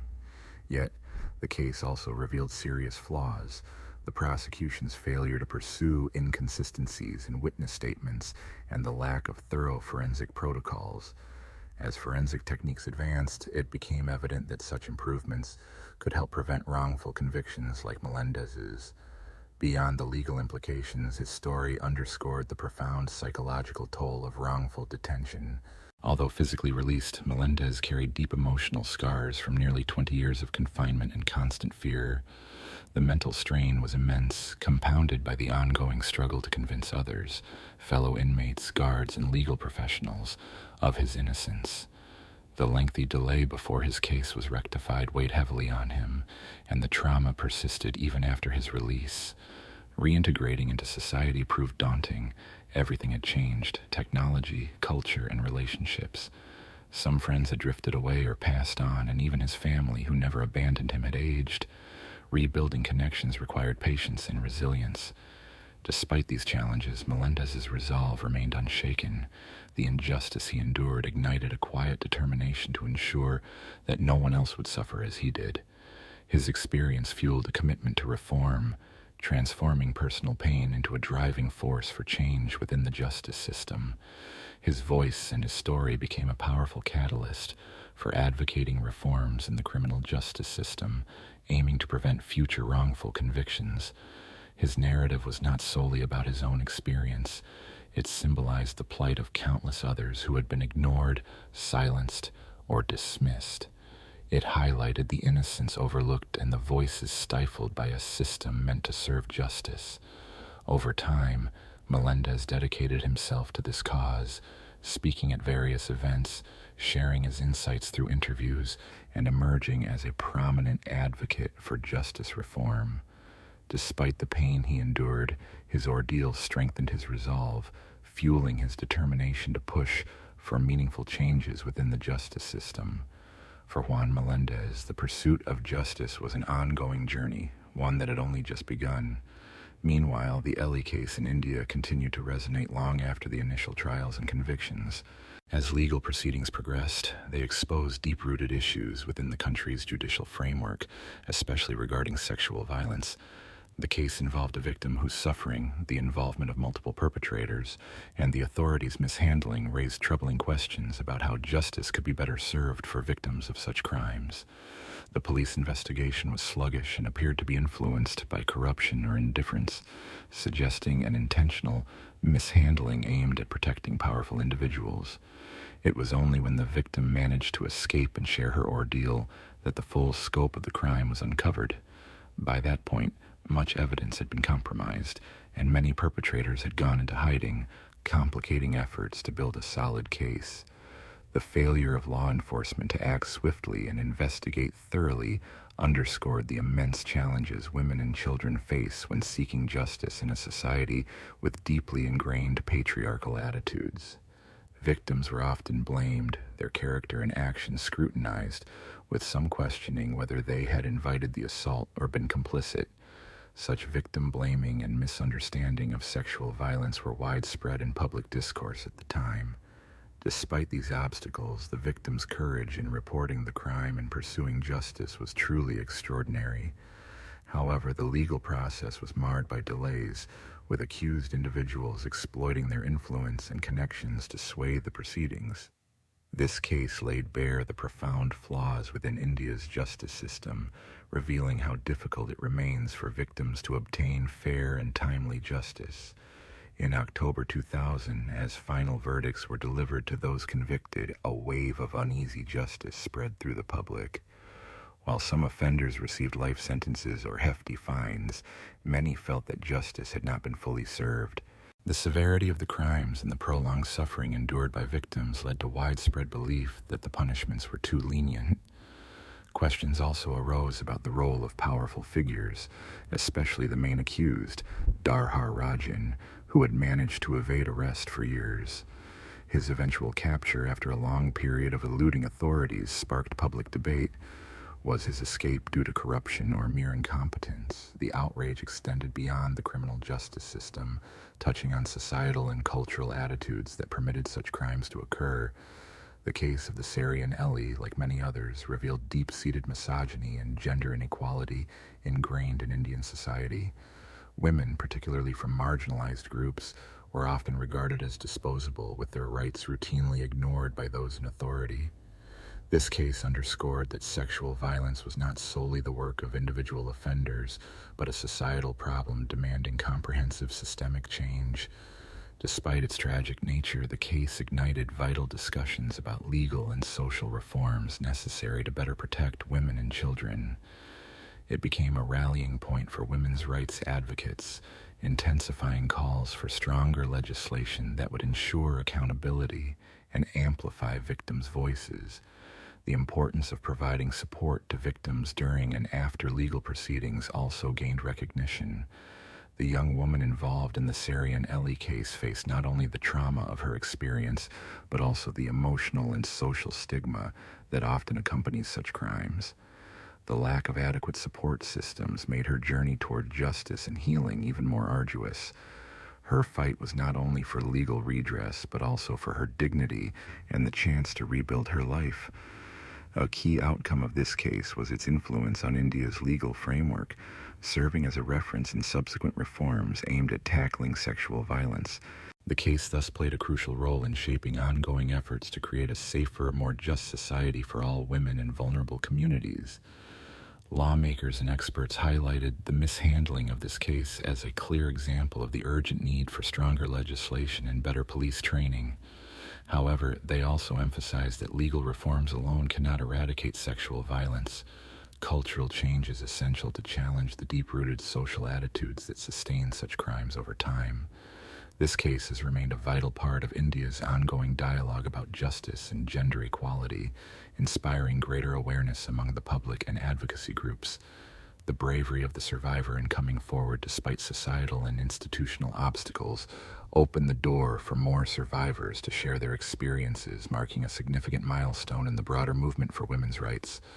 While the legal system has made modest progress in addressing sexual violence more effectively, this case underscores that achieving justice is often a complex, lengthy, and deeply personal process.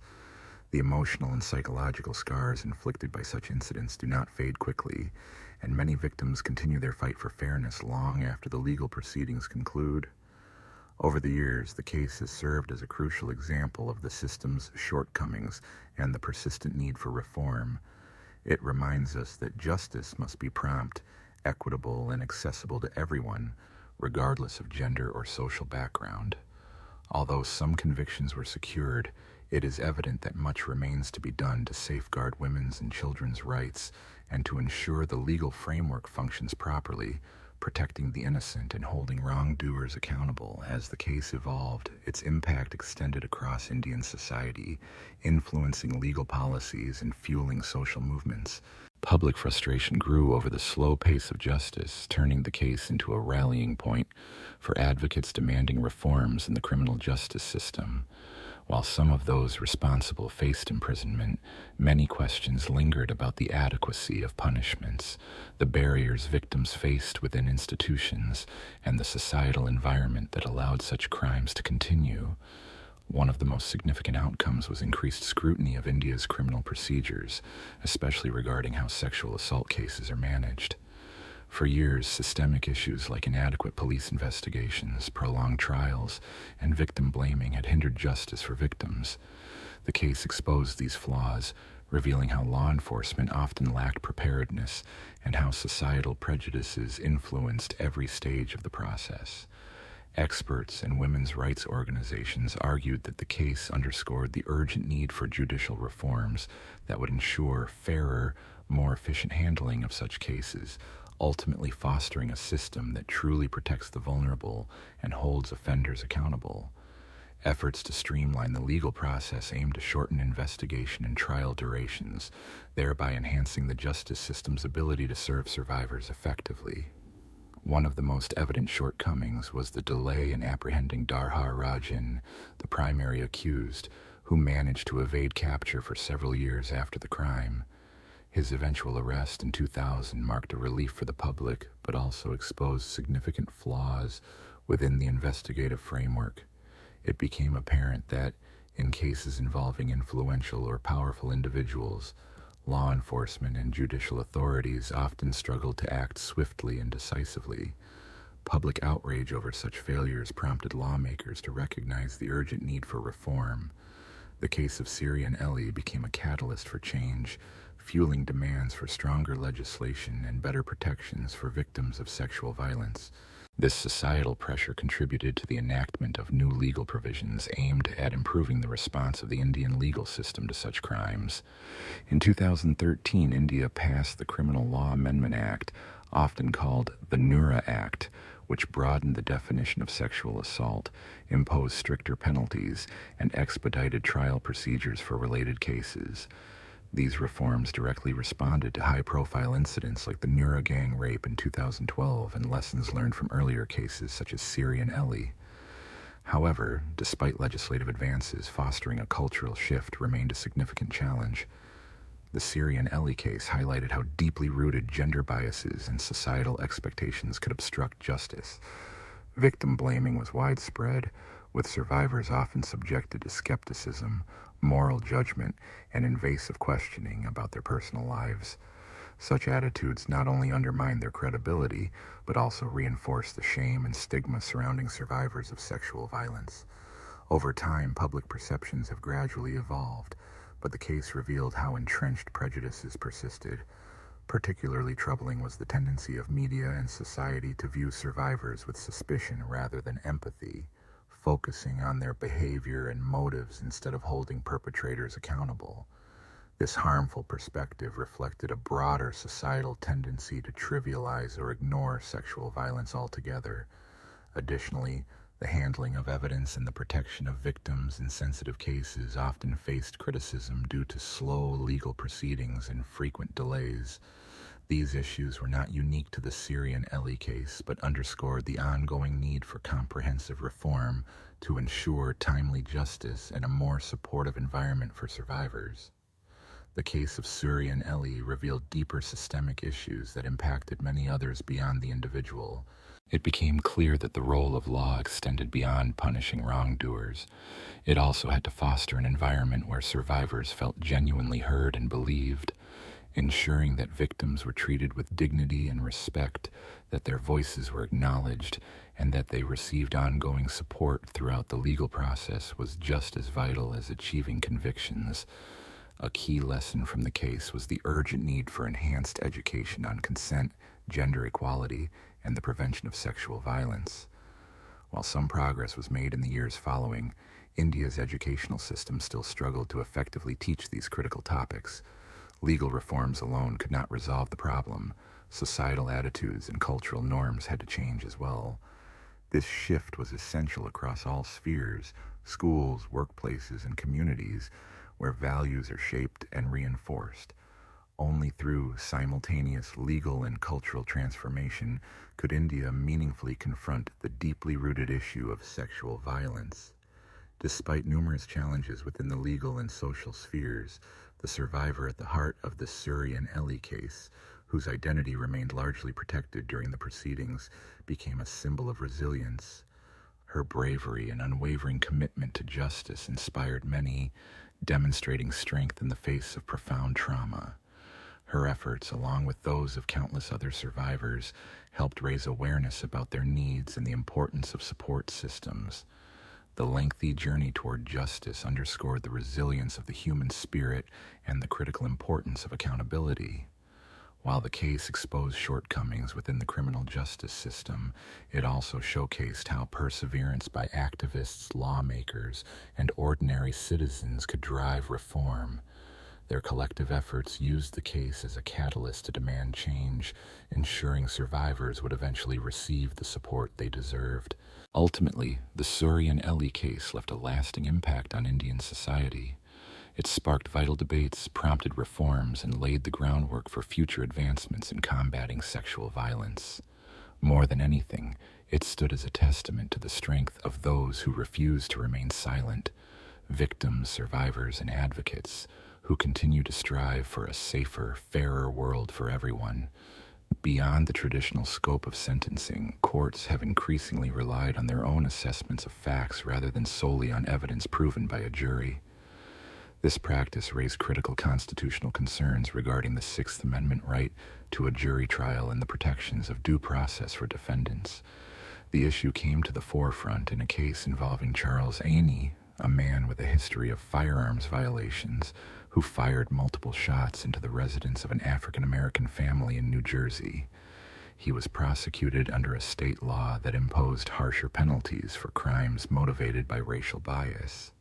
This law allowed judges to determine, based on a preponderance of evidence, whether the crime was racially motivated, thereby potentially increasing the sentence.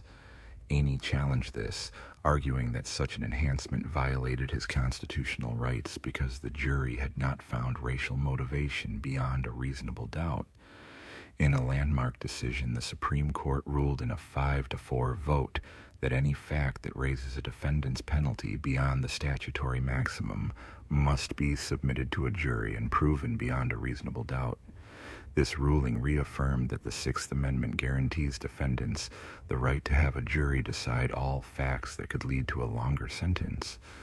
The decision had wide-reaching implications, prompting a nationwide review of sentencing procedures and leading to the development of what became known as the Apprendi Rule. It challenged the legality of sentencing enhancements previously determined solely by judges, requiring courts and lawmakers to adjust their practices to comply with the new constitutional standard. The ruling also ignited debates over the balance of power between judges and juries, especially regarding judicial discretion in sentencing. In subsequent cases, such as Blakely versus Washington in 2004, the court clarified that any fact increasing a sentence beyond the standard range must be either admitted by the defendant or proven to a jury beyond a reasonable doubt. This reinforced the principles established in the Apprendi decision and extended them to sentencing guidelines that previously allowed judges to enhance sentences based on their own findings. As a result, federal sentencing guidelines experienced significant changes, reducing judicial discretion and emphasizing the importance of jury determinations. Overall, the Apprendi ruling marked a pivotal shift toward ensuring that sentencing decisions are grounded in facts established through a constitutional process, safeguarding defendants' rights and promoting fairness in the justice system. The decision in the case of Apprendi versus New Jersey, delivered in October of the year 2000, marked a pivotal moment in the American legal landscape. It resonated deeply with both the public and legal scholars, igniting widespread discussions about defendants' rights and the jury's role within the justice system. The ruling emphasized the vital importance of safeguarding constitutional protections and ensuring that justice is administered within the boundaries of the law. It highlighted the necessity of vigilance in defending individual rights, especially during sentencing, where the consequences are significant and the risk of overreach is high. In essence, this landmark case reinforced the principle that any fact that could increase a defendant's sentence beyond the statutory maximum must be proven to a jury beyond a reasonable doubt. The court's decision reaffirmed core notions of fairness and due process, setting a standard that has had enduring influence on sentencing procedures. It aimed to promote greater fairness and strict adherence to constitutional standards within the criminal justice system. The implications of Apprendi extended well beyond the courtroom, serving as a wake-up call for the entire criminal justice community. Prior to this ruling, judges often had considerable discretion in imposing sentences, sometimes based on their own assessments of factors like racial bias or a defendant's violent history. These determinations were made without jury involvement and were generally accepted without challenge. The court's decision, however, mandated that such sentencing enhancements could no longer be decided solely by judges. Instead, they had to be presented to a jury, with the supporting facts proven beyond a reasonable doubt. This shift sparked controversy. Many legal experts and judges expressed concern that requiring jury involvement in every sentencing enhancement could cause delays and increase court backlogs. They feared that involving juries in cases with minor enhancements might complicate proceedings and strain judicial resources.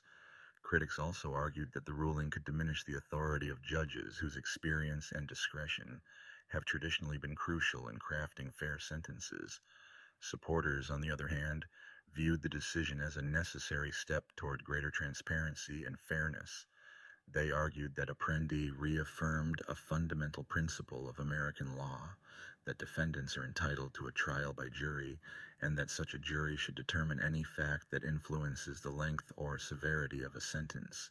Ultimately, the case underscored the importance of balancing judicial discretion with constitutional protections, ensuring that justice remains fair and consistent for all. The ruling established that only facts proven beyond a reasonable doubt could justify an increase in a defendant's sentence. This decision was widely seen as a victory for defendants' rights and a safeguard against potential overreach by judges, emphasizing that the burden of proof rests with the prosecution. It reinforced the principle that harsher penalties should not be based solely on a judge's subjective interpretation of facts. Following this ruling, there was a notable shift in sentencing practices across courts nationwide. Many states and federal authorities had to revise their sentencing laws to align with the new standards, prompting a reevaluation of statutes that allowed judges to impose longer sentences based on factors like prior convictions, race, or gang affiliation. Laws permitting judges to enhance penalties due to a defendant's criminal history were scrutinized to ensure they adhered to the new framework. In the federal system, the impact was especially significant. Previously, federal guidelines permitted judges to consider elements such as possession of a weapon during a crime or the scale of drug trafficking when determining sentences. Judges could also factor in a defendant's role within a criminal organization or the sophistication of the offense. Under the new ruling, these considerations could no longer influence sentencing unless they were first established through a jury's verdict. Consequently, federal guidelines had to be amended to meet this standard, leading to changes in how cases were prosecuted and sentenced. At the same time, the decision prompted a reassessment of judicial discretion in sentencing. While some viewed the limitation as a positive step toward fairness, others worried it would diminish the personalized nature of sentencing. The involvement of juries in determining sentence enhancements risked making sentences more uniform and less adaptable to individual circumstances. Concerns also arose about the potential for mandatory minimums and strict criteria, which could further restrict judges' ability to tailor sentences. Despite these debates, many legal scholars and advocates defended the ruling as a necessary check on judicial authority. They argued that involving juries in sentencing decisions could help prevent biases based on race, gender, or social background from influencing outcomes. By requiring proof of certain facts beyond a reasonable doubt, the ruling aimed to promote fairness and reduce the risk of unwarranted sentencing disparities.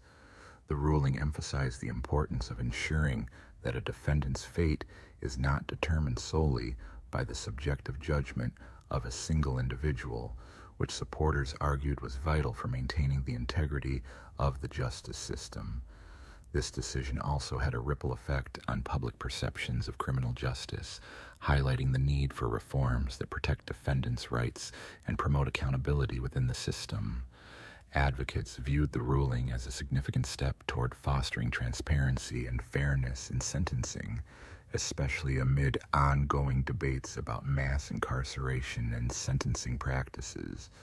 Proponents of criminal justice reform celebrated it as a move toward a more equitable system that reduces the risk of wrongful convictions and excessive punishments.